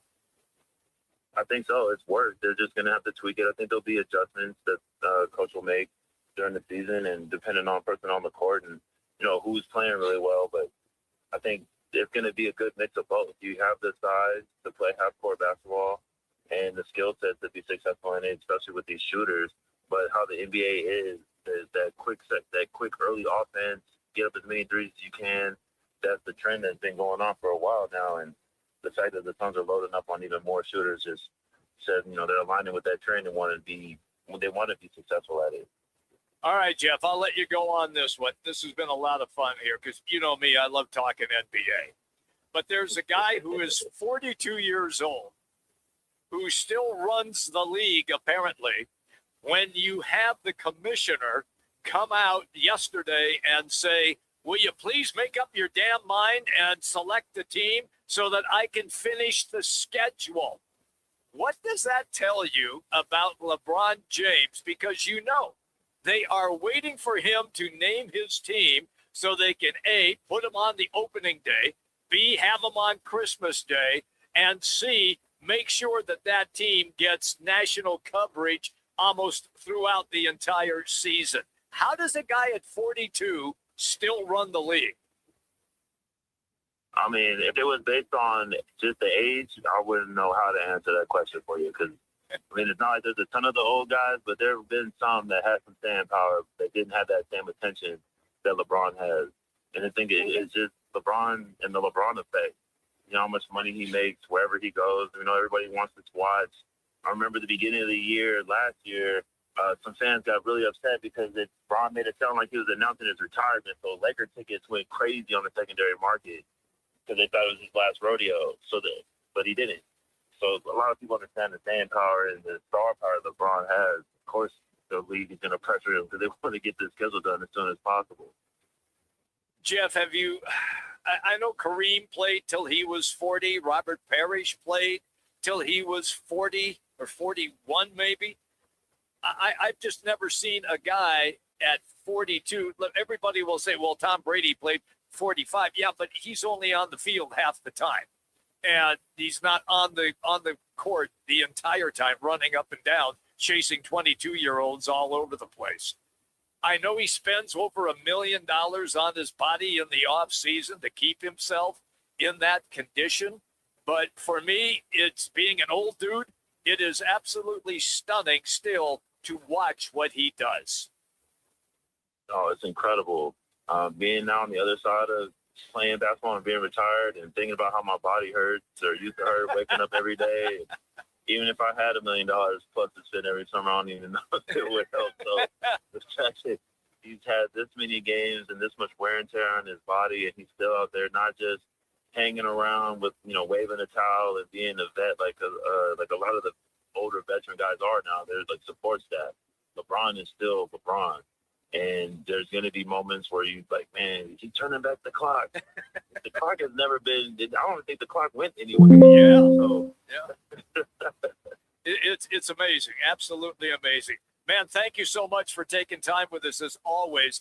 We're really looking forward to the NBA season and having you on the show a lot more. Thank you, Jeff. No, my pleasure. Thank you for having me again. It's great. You got it. That's Jeff Ayres, everybody. He's in the ASU Ring of Honor and also won an NBA title in 2014 with the San Antonio Spurs. Quick break. When we come back, World Cup. We get the game tomorrow for third place, and then we get the championship game on Sunday. It's going to be interesting. It really is. It will be our World Cup update. It's all powered by Michelob Ultra. Roc and Manuch with Jimmy B, ESPN 620. Let me remind you, Thursdays are where the weekend starts at Twin Peaks Restaurant. Grab an ice-cold Bud Light or a refreshing Michelob Ultra and catch wall-to-wall sports on massive TVs everywhere you look. Big games, cold beer, made from scratch food. Start your weekend early with Bud Light and Michelob Ultra. Thursdays at Twin Peaks. Eats, drinks, and scenic views. I was in a wreck. I need a check. I was in a wreck. I need a check. I was in a wreck. I need a check. I'm attorney Kevin Rowe. The insurance company's job is to pay you as little as possible. Our job is to get you every dollar you deserve. Call Rowe today and let's make them pay. Call 977-1900.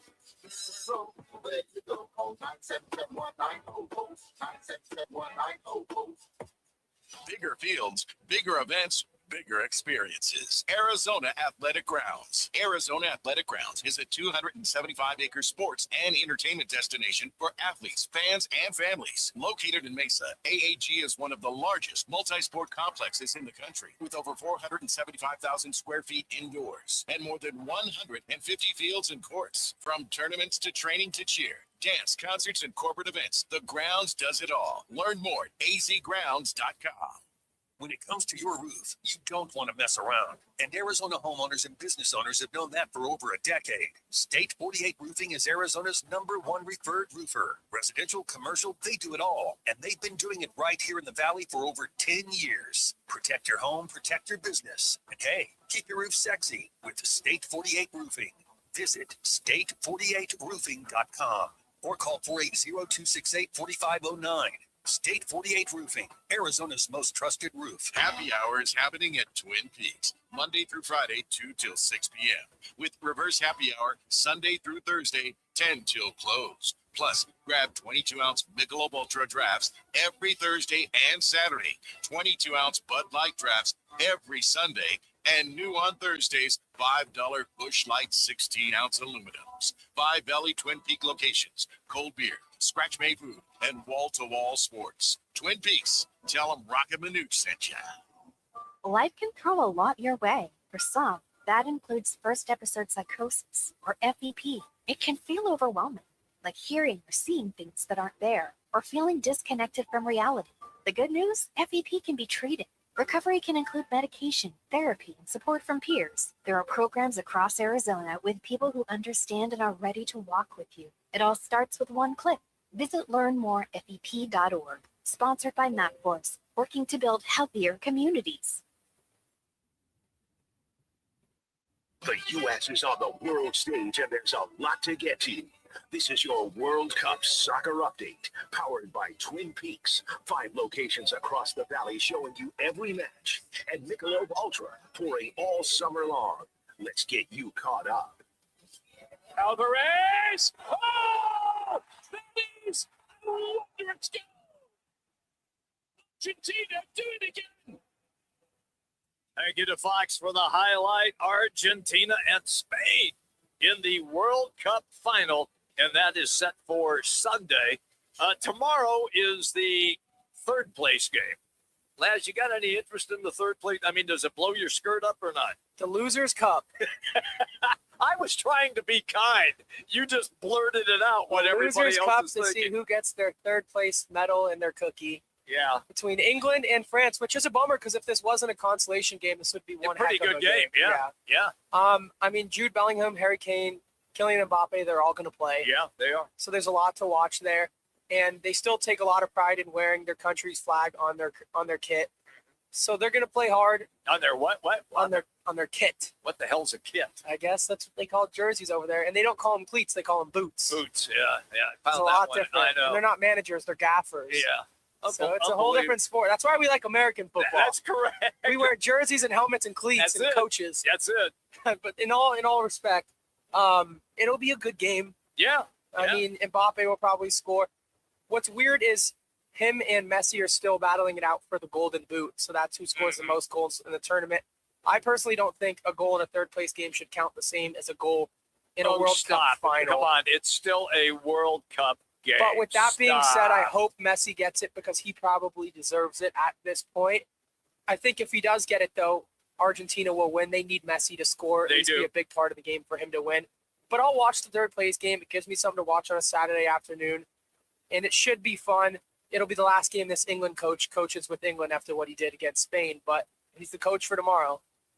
It's amazing to me, and we talked about it on the show, when he went into a defensive stance and they only had that one goal advantage, and he did that after they scored, only like a couple of minutes after they had scored that goal, and then felt that, okay, we can hold off Argentina, and they couldn't. Yeah, Argentina. I said Spain by accident, but Argentina, they had them on their back feet for that first 55, 60 minutes, an They hour did. or so. Yeah. To park the bus against the best player of all time with 40 minutes to go, it's one thing if you're up 2-0, but if you're letting Messi play around in your box for 40 minutes, he's not going to score once. They're going to win that game like they have all World Cup. So you'd think they watched film and said, all right, we can't park the bus that early. But he tried putting all 9 of his 10 guys back inside the box, That's playing right. a 5-4 Yep. so they weren't able to cross balls in. They're just too skillful, too many talented players in Argentina. They weren't going to stop them. So that was a really big tactical error. Otherwise, I think England would be playing in this game on Sunday, but now they're playing in the Losers Cup versus France tomorrow afternoon. But I'll watch. watch still. Better than the All-Star game in the ESPYs. So anything but that. Is the Losers Cup, is that what it says on the trophy? Does it say Losers Cup? It should. It should. Happy meal when you're done? Yeah, they get a bronze medal and a few cookies or something. Enjoy your flight back home. Oh, God. But Sunday's where the real action gets It is. I can't wait. Hey, it is Spain and Argentina. Is the best defensive team in Spain against the top offensive team in Argentina. And Spain is a not heavy, but a slight heavy favorite versus Argentina to lift the cup. They're minus 160, which is quite a few bucks more than a pick'em. So they're predicting Spain's defense to be able to control the tempo of Argentina. With that being said, I don't know how you can pick against Lionel Messi and those Argentinians the way that they play 90 minutes of soccer. They could be down and out for the first 75. And they're the only team this whole World Cup where it's like, it's still not over. Oh, no, it's They're not. just waiting for that one straw to fall. They scored 3 goals in a matter of like 15 minutes in that one game where they came back to win. In this World Cup alone, they've scored 11 goals in the 75th minute or later. That's 11 that's goals. incredible. That never happens. They were down and out versus Switzerland. They were down and out in that last game. They were down and out versus the Democratic Republic of Congo, and they scored late to beat them. So they've struggled early on, but what matters is who wins after 90 minutes, and there they are in the final looking to go back-to-back. It's going to come down to the midfield. Can Spain control possession and that back line of their defense be able to control the tempo of Messi and Martinez and Enzo Fernandez? If they can do that, they'll hold a lot of possession and there won't be a lot of space for Argentina. That's going to be the key for Spain to win. If Argentina wins, they're going to dictate the midfield and control more possession. And like every other game we've seen, that back line eventually is going to break. But they have the best goalkeeper in the world. Spain does. So we'll have to see. It's two strong forces. One side's bound to break. It's going to be a heck of a match. I can't wait. I know that we're making light of it, that after it's over, we all forget about it. We go back to the NFL and then college football. But I can't wait for Sunday. I don't know if I'm with you for tomorrow's game. I know that you'll probably watch it. If the weather's decent, I might be on some green grass somewhere, hitting drives and putting. Yeah, you got to get out and golf before the rain keeps coming in. It hasn't stopped this week. No, it hasn't. It's still around as we look out the window here in North Phoenix. The thing that I find interesting about this matchup is, and you touched on it briefly, I want you to go into a little more in-depth analysis, where you talked about if Spain can control the midfield. Watching Argentina play, especially when they were late in the second half, they did not really play midfield that often. They had long drives and shot the ball down the sidelines respectively, and then picked it up from there and tried to immediately attack and get into the box. Yeah, you have to disrupt Spain's rhythm. They play with a lot of rhythm. Yes. They play very technical. They complete passes at a very, very high percentage rate. So it's whoever can slow down the middle of that field and control the midfield. Because as you know, the two best players in this game are going to be Lionel Messi and Lamine Yamal, who's 19 years old. He's just a teenager. Fun fact about that, there's a picture going around that's viral. Everybody thinks it's AI. It's Lionel Messi holding a baby 18 years ago. And it's him? It's Lamine Yamal as an infant, a toddler baby, less than 1 year old, in the hands of Lionel Messi. And now they're playing against each other in the World Cup final. So it's a pretty cool story. But Lamine Yamal controls that midfield for Spain. They hold the ball a high percentage of the time, and they slowly kill you one bite at a time, one pass at a time, and then it's going to come down to one attack. There will be one play where either Argentina or Spain will break through. And like most games in the World Cup, but this one's so particularly, and it's so important, whoever concedes first is in big trouble. Because if Spain scores first and you're down against Spain, you're going to have a hard time breaking that back wall. They've given up one goal the entire tournament. That's incredible. If Argentina scores first, then it changes Spain's whole game plan, and that's not how they've won thus far in this World Cup. So that first goal, whoever concedes, is so important. But whoever controls the midfield, has more possession, and is slowly attacking the ball more, will eventually break the straw that breaks that camel's back, and they will score first. It's going to be such a technical game. It's going to be slow. It will be slow. You think it'll be slow? Yeah, it will be, because that's the pace Spain wants to play at. Okay. And that's what Argentina's going to have to do if they want to slowly work their way in. But that being said, who knows what could happen. It's a World Cup final. Everything's on the table, so they're all bringing out everything they have. Yeah, And everything. they've watched the film. They've seen how Spain plays. Spain's seen how Argentina plays. Now the biggest goal is, like I said already, stopping Lamine Yamal and stopping Messi, which are two impossible things to do. So we'll have to see who breaks first, who scores first. But that first goal is going to be the winner right there. David Hayes, he is the senior director of Fields Complex at the Arizona Athletic Grounds. He's been our go-to soccer guru. He's coming up in roughly about 5 minutes from right now. We'll toss some of those questions at him. So he's excellent in breaking down all of the strategy that will take place, not only in the championship game, but also in tomorrow's game. I'm going to ask him, too, how he feels about a third-place game, or as Laz would say, the Losers' Cup. You going to say that to him? Yeah, how do you feel about the I won't say that. That's very disrespectful. That stays in this segment. Well, before we go to break, give me your score prediction, who wins. And is it in regular time? You like penalty kicks? What do you think here? I'm going to go into stoppage time, and I have Argentina 2-1. I have Spain 2-1 in penalties. Oh, wow. Okay. I think Argentina will score a late one to tie it up because I think Spain will score first as well. But we'll have to see. It should be a good one. Can't wait. Looking forward to it. Hey, this segment is presented by our great partnership with Twin Peaks 5 Valley locations, and they're serving up Michelob Ultra all summer long. It's the place to watch all the World Cup action. 5 locations, Twin Peaks. That's the place to be. All right, coming right back. More soccer conversation. Roc and Manuch with Jimmy B. ESPN 620, 98.7 FM HD2, and on the Arizona Sports app.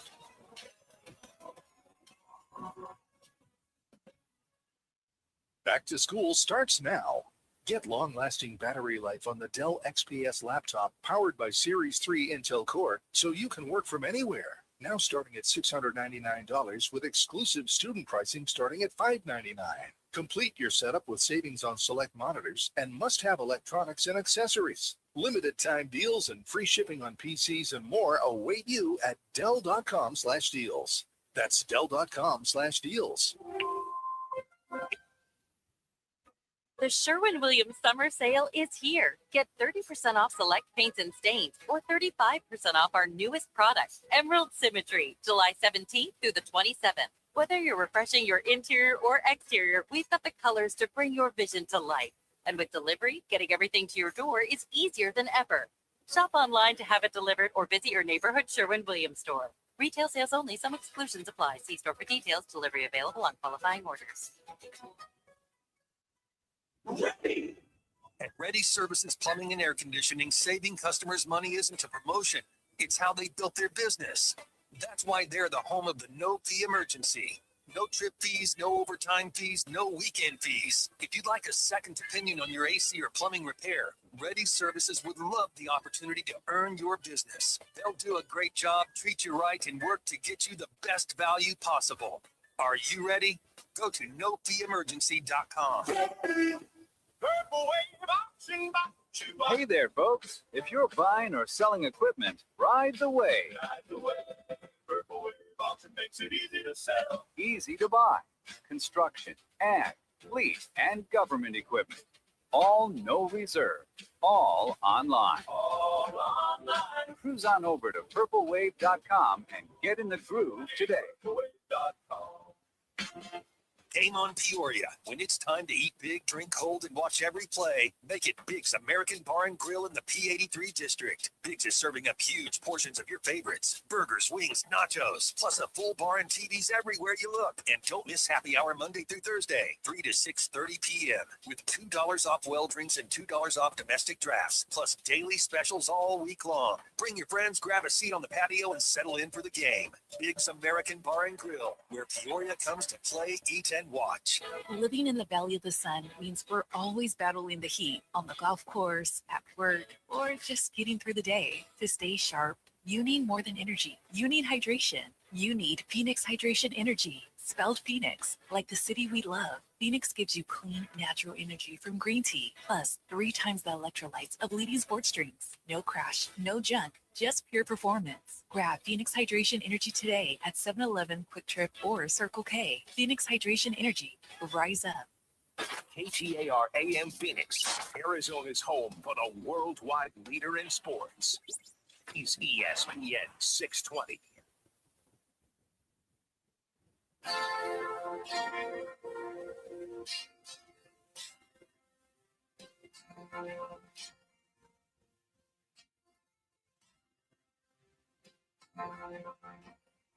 back to Roc and Manuch with Jimmy B. Now on ESPN 620. Bringing out Messi, deflection there on the way through. Until they line something up here. Argentina. Oh, it's good. It's Messi, the savior for Argentina. Thank you to Fox for the highlight. That is the World Cup final on Sunday. Spain, Argentina. Can't wait. It's going to be a lot of fun to watch that matchup between those two teams. It's always fun, however, when we get David Hayes on the show. He's the senior director of the Fields Complex out at the Arizona Athletic Grounds, and we'll hear from him in just a moment as he is checking in with us right now. So as soon as we get him set up, we'll get him on the show. Don't forget then the ratings for the entire coverage by Fox TV has been off the charts. I mean, 50 million people watched the USA and Belgium game, and the USA pooped the bed so badly that everybody went, oh man, we're not even close to being a world power yet. And you're right, they're not. And the other games have just been sensational, and the television ratings have just been wild. And so now it's being reported that Fox Sports is going to go after the 2030 World Cup as well. And they want to bring all of their announcers back. Look, Ibrahimovic and Theory on the World Cup pregame and postgame shows, man, I've learned a lot just from watching those guys. Look, I know Alexi Lawless. He does a fine job. But when you get two guys like that, and you have to listen carefully because obviously the English is not their first language, but you listen intently to what they're talking about. And man, I learned a lot just in the last couple of weeks about the game. I will say this. I still can't stand the offside rule. I just think it's dreadful. They could come up with something else, like similar to hockey, where, the ball's got to go in the box first, then everybody can go get it. Something to that aspect. Because as soon as a goal is scored, then everybody looks at the linesman. Is his flag up? Is his flag down? And then 2 minutes later, his flag might come up, and then they got to go look at the television replay. I'm glad you mentioned that because I actually meant to ask you guys this yesterday and take your guess on it, and I totally forgot. So I'm glad you brought this back up. Okay. Take a guess how many goals from the first game until this last game have been overruled and taken away because of offsides in this entire You mean World from Cup? the very first game From the very first World game Cup. of the World Cup until where we stand right now. How many goals have been taken back due to offside? And I'm trying to run some of the highlights through my head here real fast. My head's pretty empty. Just to mention, Croatia had 3 taken back in one game versus England. Yeah, I remember that. I'm going to say 15. 23. Wow. 23 goals. And that's why we don't like soccer. We like it, but you want to see goals. You want to see action. You don't want to see a goal and then it doesn't count. Yeah. Yeah, I want to see the ball in the net. Damn, I'm an American, boy. We want to see touchdowns. We want to see scoring. There's no offsides on touchdowns. No. Well, there can be, but then it turns to a touchdown. Yeah. Come on. Dump that rule. I'm telling you, the game is totally designed not to score. Yeah. Because in Europe, it's so beautiful with how they handle the ball and how they pass the ball at midfield. I don't give two rats and poops about midfield play. And then you score one goal and 90 yards down at the other side of the pitch, one guy had his knee scraped by the bottom corner of a cleat and the goal doesn't count. It's amazing. So it's hard to even tell what's a good goal and what's not. I know. That's the most frustrating part about it. Look, this is coming from a guy who, and Laz, you weren't even alive, who called the North American Soccer League on national TV And I called guys like soccer people will know who these names are. Otherwise, you're just a casual fan. You'll know Franz Beckenbauer. You'll know Johan Cruyff. You'll know Charlie Marasco. You'll know Shep Messing. You'll know Kyle Rote Jr. You'll know Giorgio Canaglia. Those are the names that I had the opportunity to call on TV when I was doing the North American Soccer League. But it was different because they took the offside rule away and they had a 35-yard line instead. So when the ball got past the 35-yard line, it was on. And I'm telling you, it was entertaining. I mean, really, really entertaining. And I get so frustrated, not only with what Laz talked about. How many goals again were called back? 23 goals. That's 23. And 3 in that one game for Croatia. And they still scored twice. Yeah. Unbelievable. Oh, man. And I would like to bet that a good 10 to 15 of those were against teams that were playing Mbappe and Messi and Ronaldo. Yeah. Because seemingly every time... Are you saying there's a conspiracy theory here? Oh, there's always a conspiracy theory. Look, FIFA is one of the most corrupt organizations on the planet. They are. I mean, you saw what happened when a phone call took place. I mean, it's corruption. And I think that ended finest. up being USA's downfall. Oh, I agree. Everything then it was turned bad. away. That all their momentum was gone. Yeah. They were on their back feet. All the spotlight was on Balogun, and they lost their chemistry as a team. Yeah. And they came out so flat against Belgium. That was the most disappointing thing, obviously, for me in this whole World Cup. Because everyone's like, oh, are they going to make a run? They can make a run. And then I sit there watching that game like, okay, remind me in 4 years that this is what's going to happen no matter how far we go. Yeah, and you know, it's interesting. And Belgium was, the 9th best team they were ranked coming in? Yeah. The 9th best team in the world, and they just schooled America. And they moved on to play Spain. Yeah. So I'm glad we lost to Belgium. They would have worked us like a well-oiled machine. Yeah, but we had bragging rights that we made it out of the round of 16. So we could have that could have been our talking point. Yeah, it's true. We would have had more to talk about and another game to watch. Yeah. But that would have been an ugly one. Oh man, you're not kidding. We're going to get David Hayes on the show here because we have questions for him. He's on the line. We'll hook him up here in just a second. He's been pretty busy, and I can understand that. Director of the Fields Complex at the Arizona Athletic Grounds. And as soon as he's set to go, he's almost ready. Here we go. Laz is talking with him right now, and we will get him on the show as soon as Laz gives me the thumbs up. So we'll see what happens here. At any rate, there is some breaking news out of the Arizona Cardinals, and we are efforting right now to see if we can get in touch with Howard Balzer. I'm not going to go into it yet, but if we can get Howard on the show, you're going to find that very interesting. Let's stay with our soccer theme right now. David, welcome to the show, pal. It's always good when you come on with us. Thank you. No, appreciate you. How's everybody doing? Everything's good, man. Everything's good. So I'm yelling and screaming after Laz just gave me the initial announcement that there were, how many, Laz? 21 or 23? 23 goals turned over by offsides in this World Cup. 23 goals called back because of offside. So, David, I know you got lots of pull. Can you call FIFA and tell them to get rid of that stupid offside rule? You know what? This is the consequence of technology creeping into sport. Because human error would have allowed a few more goals back in the day, I would suspect. I'm with you. I'm with you, yeah. But with goal line technology and all the, we talked the other day about microchips in the balls and hitting cables and all the other things.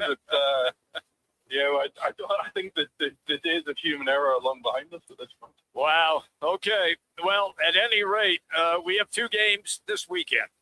Tomorrow, as my colleague called it, the Losers Cup. I did not say that. That came from Laz, Dave. That came from Laz, the Losers Cup. Where are you right now with what we're going to see tomorrow, England and France? It should be highly entertaining. I think you'll probably see 2 sets of 11 players that maybe haven't dominated the minutes so far for their countries so far in this tournament. You'll probably see a starting lineup of players that maybe isn't considered the strongest starting lineup. So those players that maybe haven't had the chance so far to experience the World Cup will get their experience. I don't know if you've been following any of the press conferences this week, but both the English and the French players have all basically come out and said they would really prefer not to be playing in this game. Yeah. And would much rather be, going on their summer holidays before the start of their domestic seasons. But here we are going into a third place playoff game. To your point, I do think it'll be entertaining. There will be, 22 players out there going out there to try and win the game and finish third. And there is some, there are upsides to what's called the FIFA coefficient. The more games you win, the higher you go up the world rankings, et cetera, et cetera. So when you get seeded for future tournaments, that always helps. So there is a little bit to play for. I think both teams will take it seriously, but ultimately, I think the game that everybody's got their eye on this weekend is the other one. Oh, I'm with you 100%. I'm totally dialed in on Sunday. So this is the way that I have assessed it. You tell me if it's fair or if I just don't know what the hell I'm talking about. I assess it as Argentina, an offensive attacking team, against Spain, the best defensive squad on the pitch. They have only given up 1 goal the entire tournament. So is it offense against defense in your estimation? And if so, how do you see it play out? I do think that's a very good way to sum it up. I do. I think you've obviously the attacking talents for Argentina are obvious. They are the defending world champions. They have what is, if not already considered, the world's greatest ever player. If he wins back-to-back World Cups, Lionel Messi will be considered the greatest that's ever done it. Against Spain, who I think maybe a little redundant to call them just defensive, because I think they're a very, very well-oiled machine. This is a team that will not just control the game defensively, but will choke the team that they're playing against just by not giving the ball away. Right? They're just not going to give any team that they play against an easy ride. But I think, Argentina do like to leave it late. That is the game plan for Argentina. They do come to life in the last 10, 15 minutes. So even if it is, 0-0 going into the 70th, 75th minute, I think that probably plays into Argentina's hands. But it'd be an exciting game. Looking forward to it. You see the game being Spain trying to control midfield while Argentina trying to go long ball down either side and trying to attack more rapidly? I think so, yeah. You've got in Spain's central midfield, you've got Rodri, who, Ballon d'Or winner, world's best player, and does all of the simple things very, very well. Can control the game with a short-range pass, with a long-range pass, never really gives the ball away, 6'4", big, strong guy. I think they're going to look to control the game in that area of the field. And to your point, Argentina, you saw them against England. As the game went on, what you see Messi just drifting wider and wider and wider, eventually ends up on the right-hand, being, dominantly left-footed, but hanging out all the way on the right-hand side. And lo and behold, sets up 2 goals from the right-hand side in the last 10 minutes. So, again, I think that will be an area that they'll definitely look to exploit here going into the weekend. It's great, pal, when you always take time and come on the show with us. Your breakdowns have been absolutely tremendous. Much better hearing from a professional instead of a dope like myself. I appreciate you very, very much. Thank you, David. Thank you very much. Speak to you soon. Okay. David Hayes, everybody, Senior Director of the Fields Complex, Arizona Athletic Grounds. All right, Cardinals camp is going to get underway next week. Will the quarterback be there? Well, we're going to get into all of that coming up next. Roc and Manuch with Jimmy B, ESPN 620. The biggest soccer tournament on the planet is going on, and there's no better place to catch every match than Twin Peaks. Watch all the action on wall-to-wall TVs with ice-cold 29-degree draft beer. made from scratch food, and game day specials all tournament long. Twin Peaks is going unmatched for every match through July 19th. Cheer on Team USA or your favorite country at Twin Peaks. Eats, drinks, scenic views. $5 locations. Rock for RightToyota.com. At Right Toyota, they'd like you to get to know them. Their goal is to make buying your next vehicle the kind of experience that earns your recommendation to family and friends. They invite you to use all their innovative web tools on RightToyota.com. So if you're looking for a new or pre-owned Toyota, head to their interactive website at RightToyota.com.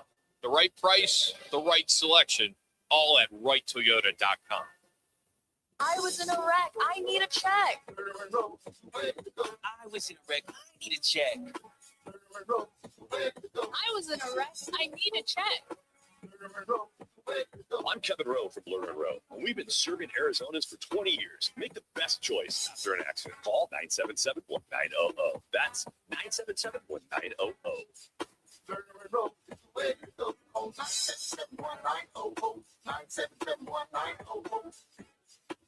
This is a special alert to all Americans who own a vehicle with less than 200,000 miles with an auto warranty about to expire or with no warranty coverage at all. Due to a decline in the economy, CarShield is announcing a low-cost month-to-month vehicle protection plan that is now available to the public to save any driver out-of-pocket expenses on future auto repairs. Call now to find out how you can pay almost nothing for covered auto repairs. Yes, you heard that correctly. Pay almost nothing for covered auto repairs. An open phone line has been established for all drivers to call for a free quick quote.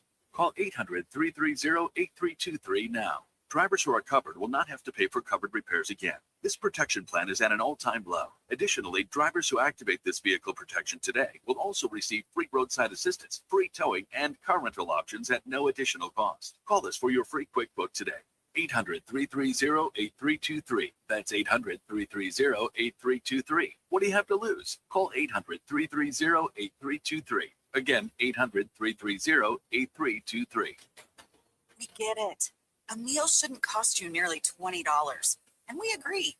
At Venezia's Pizzeria, lunch or dinner for under $10 is still a thing.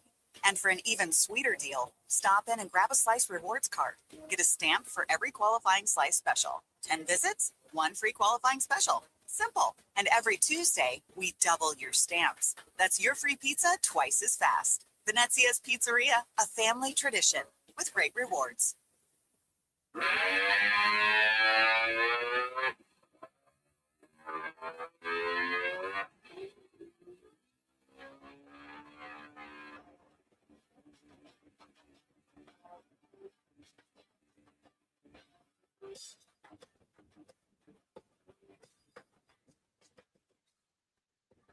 Now back to Roc and Manuch with Jimmy B. Now on ESPN 620. Launch motions right to left. Snap to Brissett. 3-step drop. Looks left. Throws left. Puck is right at the 5. He's hit at the 1, but he bounces off an defender into the end zone for the Cardinal touchdown. They have the lead back. 19-13. Hooking up for the second time today. Brissett and McBride.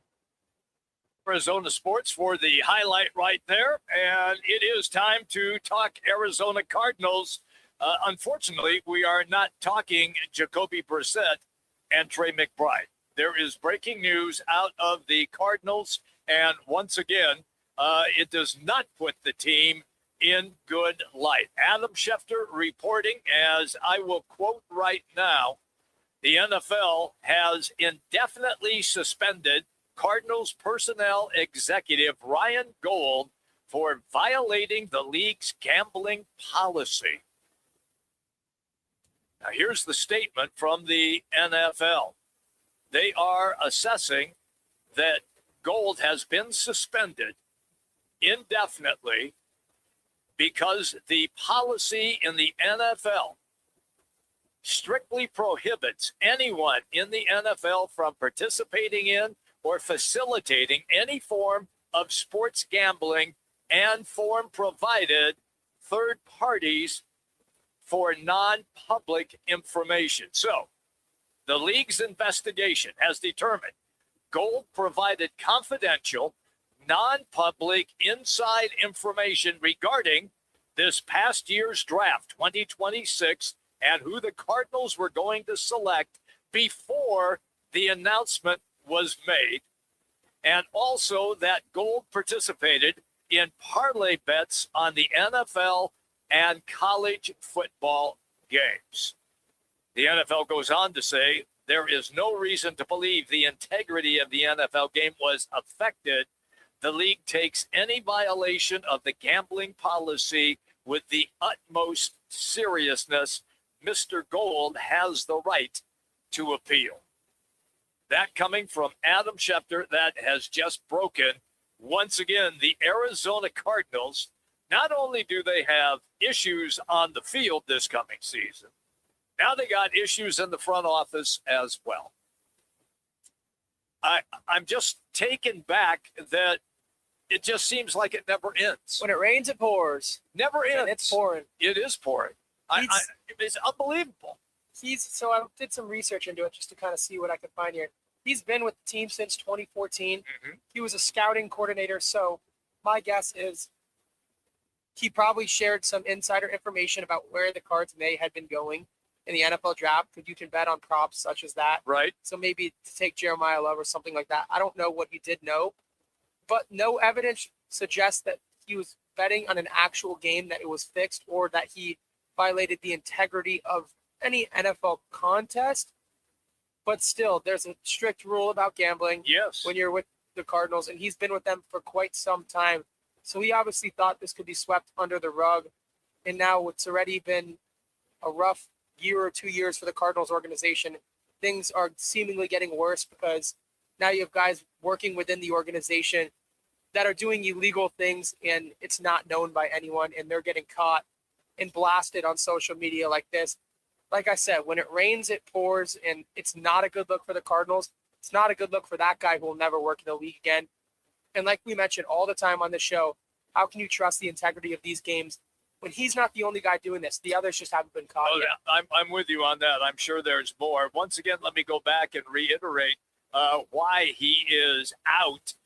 The investigation determined that Ryan Gold provided confidential, non-public, that's the key right there, non-public information regarding the 2026 draft selections by the Cardinals before they were announced. So in other words, he was tipping off people who were making wagers because they had inside information on whom the Cardinals were going to select before the announcements were taking place. It also goes on to say that Gold was participating in parlay bets. Well, it does say in this right here, lads, parlay bets on NFL and college games. Yeah, he's so that changes everything now. He's been gambling and thinking that it wouldn't have an effect on his career or on the Cardinals organization, but that puts a stain on the Cardinals because he was doing that under the rug without anyone knowing.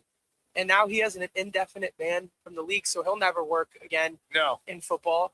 So he does have the right to appeal. Yeah, I'm sure he does, but it's not a good look, and we know what the world is like with every single commercial being a sports gambling commercial. Yeah. I'm sure he didn't make one parlay and put his phone down. I'm sure he's been betting. So he got caught, and now you have to wonder, was this an individual? Was this something he knew and he was sharing it with others within the organization? Who was he betting on this information with? Was he giving it to people that don't work in the NFL? It goes very widespread. It's not just one little. It's got tentacles, is what you're telling me. Exactly. It's a big octopus here. So we're gonna have to see what kind of ripple effects this has between the Cardinals or maybe other people around the league. But it's not a good look for a team that already has a bad look on the field in the last few years. It's amazing to me that here we are getting ready for the start of the NFL season. The Cardinals have camp opening up next week, and this hits. And this is now going to be, instead of the play on the field, once again, it's going to be a hot topic as far as what's going on in the offices at Cardinal camp. Yeah, That's we unfortunately last second haven't been able to get in touch with any writer or reporter for the Cardinals, but we'll make sure we get Cardinals beat writer for Arizona Sports, Tyler Drake, on the show Monday. He'll hop in the studio with us and he'll break it all down to give us some more details, because I'm sure he's got some statements and some more insider information for us on that. But like we said, This It's shameful. It's not good. It's shameful is what it For is. an organization that's gotten a lot of crap this offseason Yes. already. Yeah. All this does is add more baggage to that, and they are just in such a bad spot right now, the Cardinals. They And can't get out of their own way. who's No going to want to matter how work for this hard they team? try, And this is why we were the last team to hire a coach, Yeah. because on the field it hasn't looked good. Now we have these off the field problems. You can't get these it's a tough situation to be in, but it's the last thing that you want to happen to an organization that's already had such a difficult last 2 or 3 years. It's amazing to me that you hire a new coach, you get a top flight pick in the NFL draft in running back Jeremiah Love. And so it seems that you have kind of turned the corner at least a little bit so that your fan interest would be getting a lot more excited about the upcoming season. And then something like this hits. Look, I get it. If you're a fan, you don't give a crap about the front office. You're only concerned, does your team win or lose when you go and watch them play. I understand that perfectly. But as a look around the National Football League and nationwide, once again, the Arizona Cardinals suck pond water, and it is a low-life situation here with gambling. I agree with you. When you're a player in the locker room, that's your one job, to block out the white noise, the Yes. outside noise. You don't let that get in the way of your play on the field. So hopefully they can improve this year on the field. But off the field, it's just organizationally a dumpster fire. And in quotes, they say, "We have fully cooperated with the investigation and support the NFL's decision." They're calling it an isolated incident involving one employee, and say that their focus is on training camp in the 2026 season. Well, they got to say that. That's all you can say. Yeah. That's a PR statement right there. It is. All right. There it is. The latest on the Cardinals. Quick break. We're coming right back. Laz, we have a new segment. It's called Laz Line in the Sand. I don't understand. Laz's line in the sand. We're I don't drawing that understand. line. You're drawing that line. Is it real or is it ridiculous? We're going to have some fun with it. Some Friday fun. Oh, boy. Okay. I can't believe I turned the show over to the kid, but I have. All right. Here we go. Right now, ESPN 620 Sports Center update.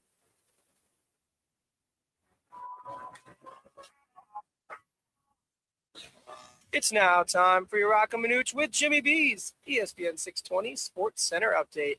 I'm Matt Lazarus.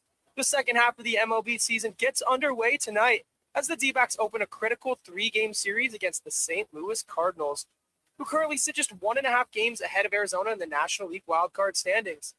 Merrill Kelly gets the start for the D-backs as they look to begin the second half on the right foot. First pitch from Chase Field is set for 6:40, with pregame coverage getting underway at 6 on 98.7 FM, also streaming live on the Arizona Sports app. Nobody does happy hour like Twin Peaks. Enjoy tequila cocktails, premium bourbon, top shelf spirits poured over ice balls, local craft beers, and those famous 29-degree Michelob Ultra and Bud Light drafts. Pair it all with scratch-made bites that actually satisfy. When it comes to happy hour, Twin Peaks doesn't play. Let me remind you, Thursdays are where the weekend starts at Twin Peaks Restaurant. Grab an ice-cold Bud Light or a refreshing Michelob Ultra and catch wall-to-wall sports on massive TVs everywhere you look. Big games, cold beer, made from scratch food. Start your weekend early with Bud Light and Michelob Ultra. Thursdays at Twin Peaks. Eats, drinks, and scenic views. Arizona's headquarters for Toyotas is Wright Toyota. Hey, Rock, for my friends at Wright Toyota in Scottsdale. You will always find the right deal at Wright Toyota. Wright Toyota has been driving Arizona's home for years with their amazing service, pricing, and great selection. I encourage you to discover the difference at Wright Toyota. Make the right choice, Wright Toyota, just off the 101 on Franklin Wright Boulevard, and always online at WrightToyota.com. The right price, the right selection. Check out WrightToyota.com. Join the team at All City Towing, Arizona's largest towing company and leader in roadside service. We're hiring dispatchers, call takers, lot attendants, drivers, and customer service pros ready to grow with us. You'll enjoy state-of-the-art equipment, consistent schedules, full health benefits, a strong 401k match, employer life insurance, and a monthly fuel allowance. Take your career to the next level. Apply today at allcitytowing.com.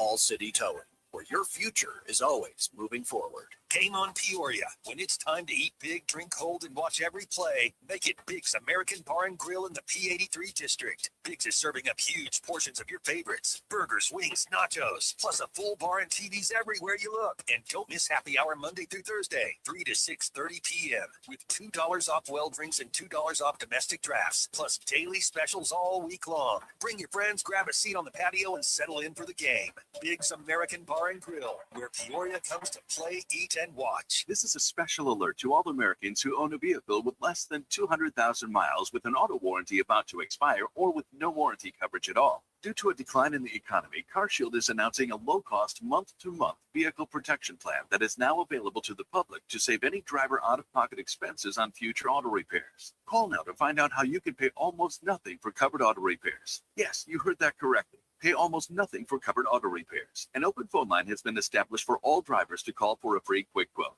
Call 800-330-8323 now. Drivers who are covered will not have to pay for covered repairs again. This protection plan is at an all-time low. Additionally, drivers who activate this vehicle protection today will also receive free roadside assistance, free towing, and car rental options at no additional cost. Call us for your free quick quote today. 800-330-8323. That's 800-330-8323. What do you have to lose? Call 800-330-8323. Again, 800-330-8323.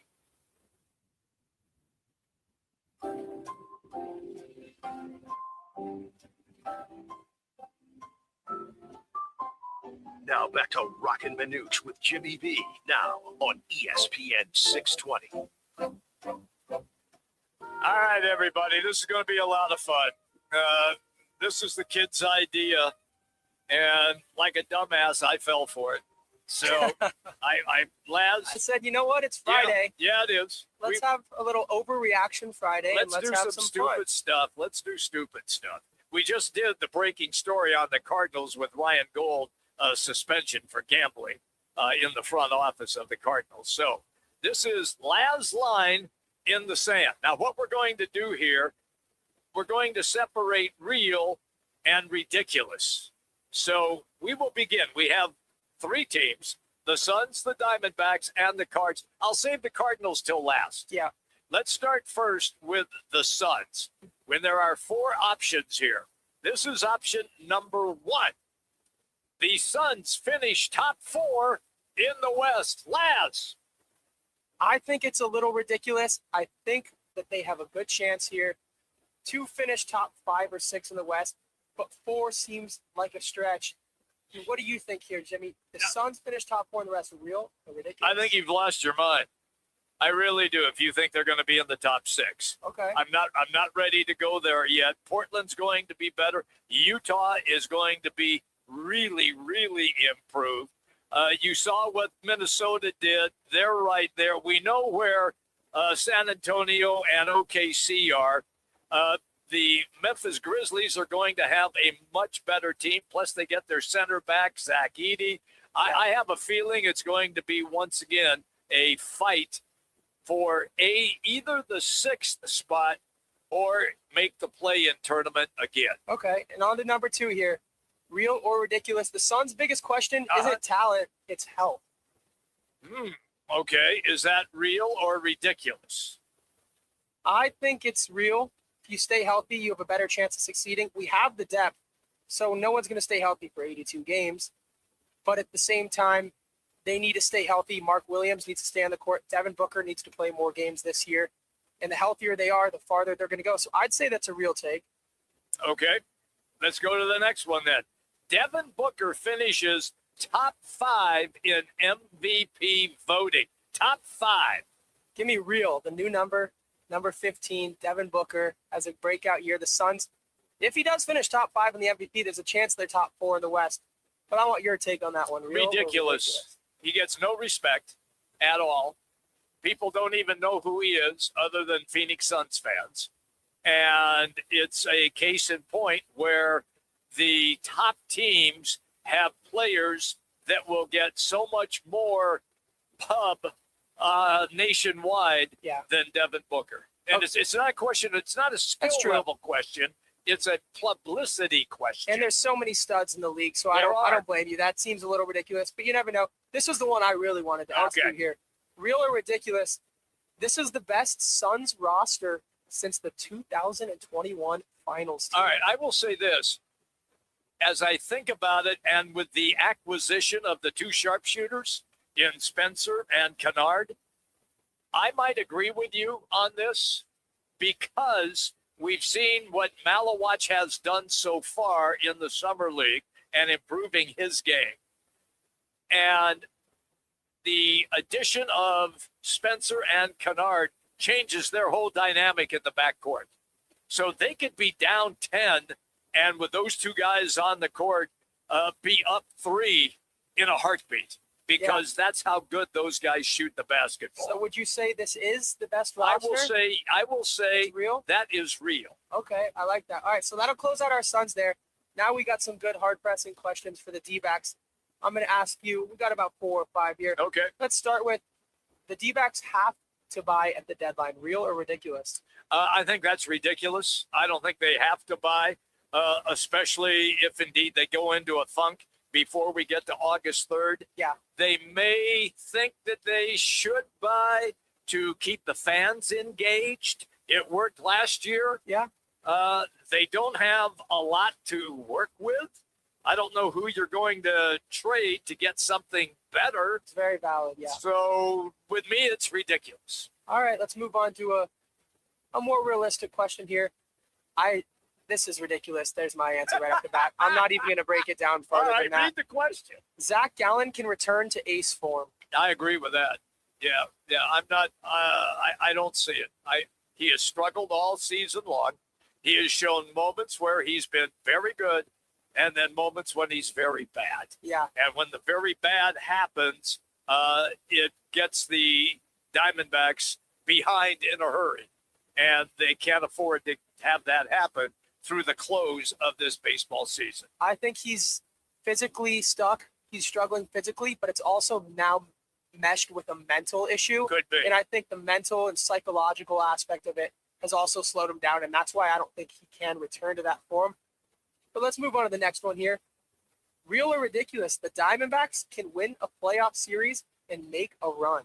I believe, since I really don't have them doing that, that's ridiculous. I think that the other teams in front of them and around them are better. I think the Padres are a better team. I think their pitching is way much better. They're hitting for We don't have a Mason Miller or a Tatis or a Machado. Yeah, none of those guys. So their hitting for San Diego has been atrocious, and yet here they are still hanging on for a third wild card spot. So if they do anything with the bat, the Padres, they are going to pass. So I'm going to go ridiculous. Okay, and then let's close out the D-backs here. And this isn't necessarily just this year. This is maybe in this window that they're in right now. Okay. The D-backs are closer to a World Series team than people think. That's ridiculous. I'm not buying that. They're only, 3 years out of a World Series run that no one thought was possible. So maybe with correct. a few additions, some pitching, some health goes their way. Yeah, you but never where are you know. going to get it? I don't know. See, that's the problem. Maybe in an off season, maybe they have something down in the farm that we are unaware about. But and maybe you get lucky and you beat the Dodgers and you run into another Rangers in the World Series, you know? I'm still saying ridiculous. I think it's going to be a real struggle. And look, trust me, I would love to see him get in. No question about that. I'm just being honest with my assessment here. I don't think they're good enough. So I think other teams that are pounding the pavement to make that number 3 spot have a better chance than right now the Diamondbacks. Fair enough. Let's close out baseball. Let's move on to football. I'm going to be honest here and tell everyone. My first question with the Cardinals was so ridiculous, I just changed it before I stated it. You just did. So I saw that. It said that Cardinals can make the playoffs this year. There's not even a word that emphasizes how ridiculous that is. But can the Cardinals go 500 this year? Can they win more games than people expect? No, ridiculous. Okay. Not going to happen with that schedule unless all of those teams that they play in the first 11 games have their quarterbacks hurt and they're playing backups. Yeah. We need some luck. Okay. So what do the need a Cardinals lot of need luck. to do then to win more games than people expect? The offense, the defense, what needs to happen? Well, first off, they have to pray. Yeah. Secondly, they have to hope that the competition does not get off the bus. However, if they do, I don't think the Cardinals are going to get blown out early in some of these games, say the first 5 games. But when the injuries begin to mount and other teams start to really remember, now you only play 3 preseason games, and the other teams start to get to that second gear and the Cardinals won't be able to get to that second gear, it could get ugly. That's just the way that I view it. And piggybacking on those 3 preseason games where we should expect to see a lot of Carson Beck, real or ridiculous or very ridiculous, Carson Beck is the starting quarterback in week 1. You know, I wouldn't be butthurt over that. Me neither. I wouldn't either. Me neither. I mean, Why not? You got nothing to lose. You got nothing to lose. You're not going to be in a hunt for a playoff spot. You have some good players around him, but I don't think you can do that to the veteran players. Yeah. And I think that you have to, at least the coaching staff, put what they believe gives them the best chance to win. And that is not Carson Beck as the starting QB in game 1. And even if Brissett were to hold out and there was a fallout there, either they release him or if he doesn't play into week 1, you'd then assume why would they have given Gardner Minshew a contract for Carson Beck to beat him out. So I do agree that's a little bit far-fetched, but it's fun to think about because I'm sure that's what the fans would want. There's the highest ceiling there with that one. Moving along here, on the same side of the ball, real or ridiculous, the Cardinals can have a top 10 offense in the league. They have the weapons to do it. They the do. Best tight end in the league, arguably. If Marv takes a step up, Michael Wilson showed what he could do last year, and now we got that dude at running back. They have the pieces, and if you put them in a different system, they would be a top 10 offense. I think it's real. It could happen. What about you? I would like to see it happen. Okay, you sold me. I'll take it as real. That's if Brissett is the starting QB. Yeah, agree. Okay. If Beck is there or Minshew, then it's ridiculous. But if Brissett is the starting QB who is comfortable with those players and adding Jeremiah Love, I believe that they can put points on the board. So I would say real. And if they're playing from behind a lot of the time, they'll be having they're going to have to throw. Exactly. All right, moving on here. Here's another far-fetched one, but it's what we would all hope for and cross our fingers for, and what we thought would be the truth when we drafted him where we did. Marvin Harrison can make the Pro Bowl this season. That is utterly ridiculous. Look, the guy hasn't even popped yet, and he's got to pop his 3rd year. Now, are you telling me that he could be a Pro Bowl player with the wide receivers that are just in the NFC West? Yeah. Come on. That is not going to happen. If he has an 1,000-yard season, still not good enough. Gets close to double digits and touchdowns, and he makes the leap that people thought he would 2 seasons Then ago. I will applaud him for that. But you're going to have the Jigba. You're going to have guys like Devontae Adams, Puka Nacua, Justin Jefferson. That's all just in the. It just goes, Addison. The NFC. Yeah, I mean, it just goes on and on and on. Yeah, that's probably pretty ridiculous, but I'm sure Cardinal fans would love to see at least a Pro Bowl-like season, even if he doesn't get the national recognition. And last but not least here, our final one, which I'm really hoping will happen sometime down the road. I don't know about this year, but Jeremiah Love can lead the league in rushing yards. You know, that's not as far-fetched as people would think. He's a terrific player. He really is. The question will be, can the offensive line open any holes at all? And with the defenses that the Cardinals are going to be up against early, that we're going to get a good understanding of that in the first 4 games. Agreed. Okay. Now, I think he might even be more effective in the passing game because he's an excellent receiver coming out of the backfield, or if you could put him in the slot. However, the question is, would he lead the league in rushing yards? I will say that's ridiculous. Yeah, Not going to happen. Do you think that his rookie season is going to look a lot like Ashton Genty's did last year, where it took him a while to take off Fair. because of being on such a team that struggled that badly? where at the end of the season you saw leaps and you saw him starting to turn into that elite running back? Or do you think right out of the gates he's just different and he'll have an impact in every game? The difference for me in comparing him to Genty is I believe the Cardinals' offensive line was better than the Raiders' offensive line last year. And so he would have a better opportunity to pick up yardage. But as far as leading the league in rushing, not going to happen. Ridiculous. Yeah, I mean, the Cardinals made some additions on O-line. They drafted Basantis. They signed Sumalo from the Steelers. He's a big dude. So Paris Johnson's still there. Yeah. The line doesn't look too bad. So, I mean, if he just can have get to behind, hope they stay healthy. Exactly. If he can get behind those big guys, they stay healthy, he should have a good year. I don't think he'd lead the league this year in rushing, but it's probably in the near future. I could see it. I could see that taking place because he is that skillful and he is that type of dude. There you go. Laz Lines in the Sand. That is our first and hopefully not our last edition of Overreaction Friday, Laz's Line in the Sand. And we'll run that back again when the guys are here because that was a lot of fun, Jimmy. I will campaign for you. Of course, I'm just fill-in boy, so they don't pay any attention to me anyway. That segment, by the way, presented by our great partnership with All City Towing. They are Arizona's largest towing company. Look, if you're stranded or you just need professional transport, just call All City Towing. They will come and help you. Here's the best part. They are open 24/7. If you're in trouble, All City Towing will be there immediately to help you. They have the experience to get the job done right. By the way, if you're looking for a new gig, check out All City Towing. They're looking for drivers and dispatchers right now. To check it out, just go to allcitytowing.com and search careers. Again, that's allcitytowing.com and search careers. All City Towing. All right, when we come back, Lerner and Rowe, one call, that's all. Results of the State 48 roofing, it's your call question of the day as well. Roc and Manuch with Jimmy B, ESPN 620.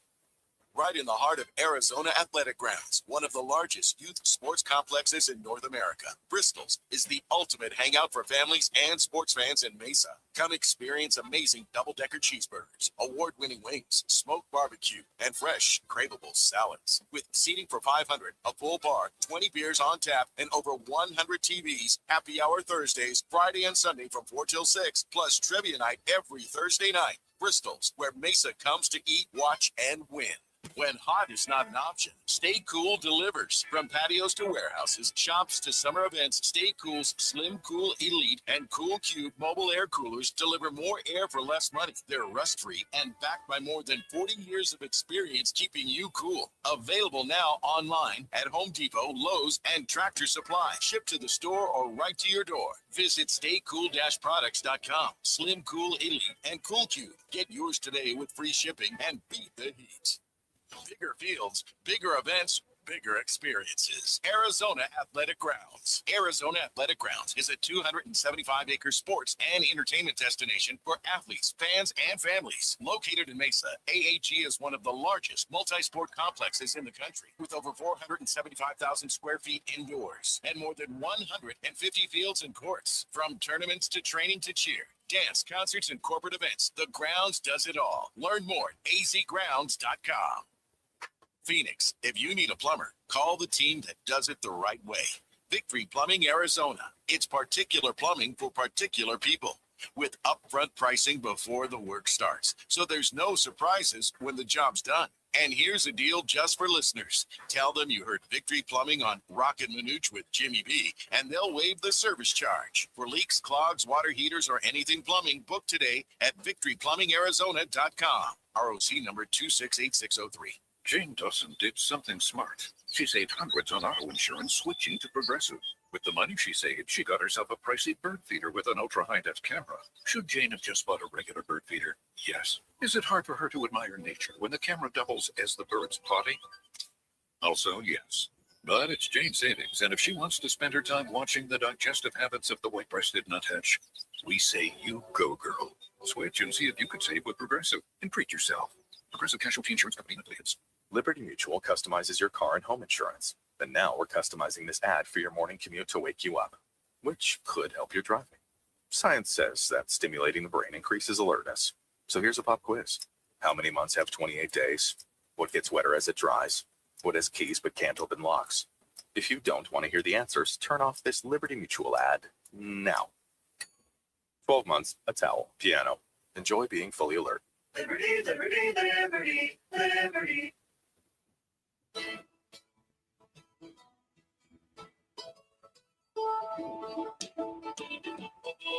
It's the Lerner and Rowe one call, that's all call of the day. If you're looking for a full service law firm, just make one call, that's all. 602-977-1900. Lerner and Rowe, Arizona's best law firm. Unfortunately, they must have thought that he was being a little, I don't want to put words in their mouth, aggressive. Okay. With his steps around the fescue. Again, he still did a hell of a shot. Unfortunately, again, coming out with bogey, ended up being a triple bogey from there. But hey, he's in the hunt. So I would think, being the golfer he is, I don't know him personally, he would maybe, although upset at the world, suck it up a little bit and say, hey, I'm still in this. I'm not going to let this defeat me. In fact, how about I go and hit 375 yards drive the rest of the day, weekend, and see what happens, right? I'm with you on that. I'm sure that's a question coming up here in a little bit. That is Kevin Muragame, the golf pro out at Ocotillo Golf Club. We had him on the show as Bryson DeChambeau penalized 2 shots for stomping around in the fescue. And apparently the PGA Rules Committee said that he set up a shot which were better for him for his swing because he was pushing down the fescue while he was walking around. In classic impulsive Bryson DeChambeau, someone reads his lips and it goes viral on Twitter. I'm just not going to play tomorrow. Yeah. Which I'm sure he'll play tomorrow. As he's walking off, someone goes, are you going to play tomorrow? He said, I'm going to practice first. That's all he said. Yeah, so I know. I'm sure he'll put out a statement, I don't blame him for being upset. That's annoying. That would piss me off, too. Yeah, I'm with you 100%. Hey, that's our Lerner and Rowe one call. That's all.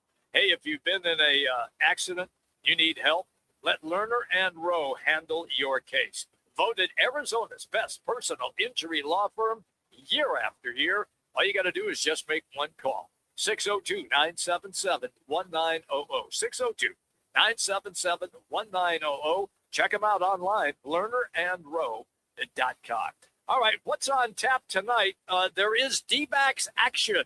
That's it. They're back in the Chase Field. St. Louis Cardinals are in town. You can listen to the game, 98.7 Arizona Sports. The first pitch at 6:40. Tomorrow, there is soccer. It is, what did you call it again, Laz? The Losers Cup, baby. The Losers Cup for third place. It's in Miami at 2 o'clock.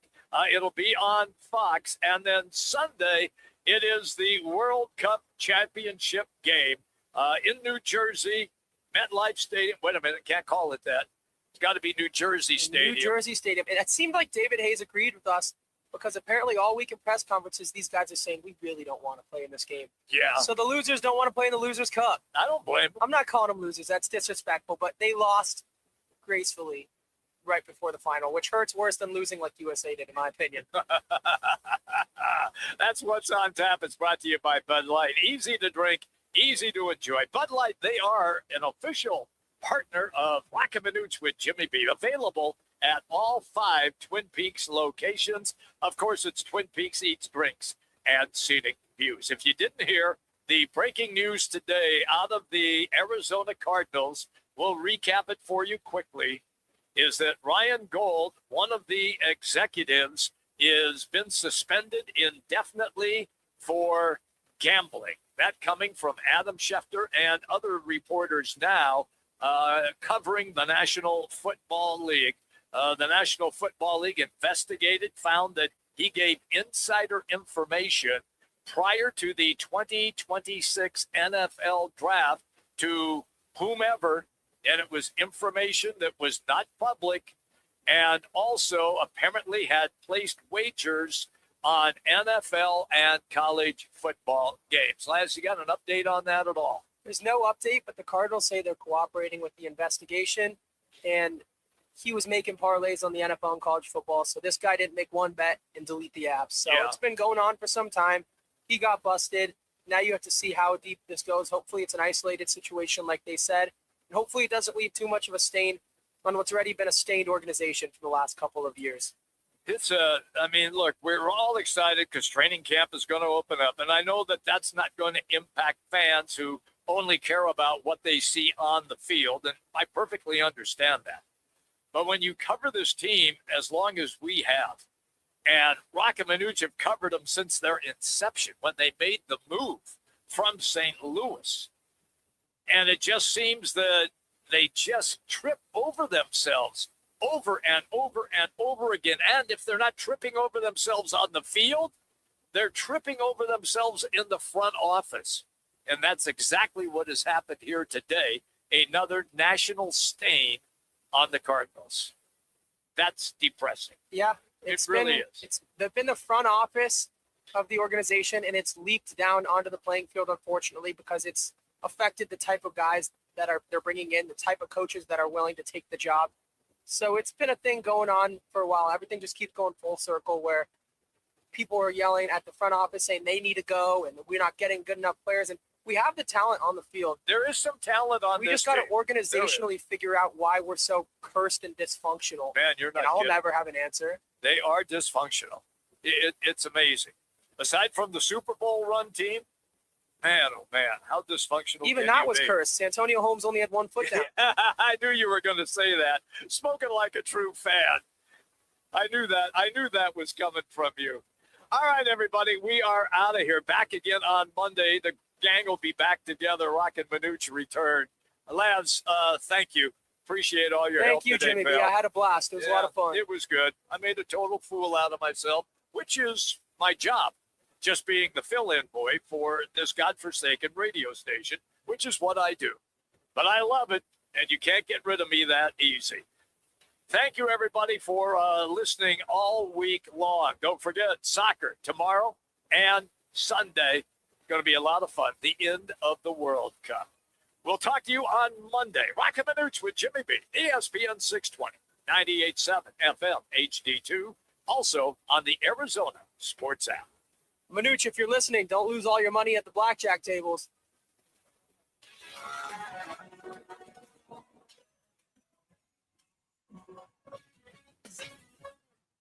On BritBox, there is a place where stories twist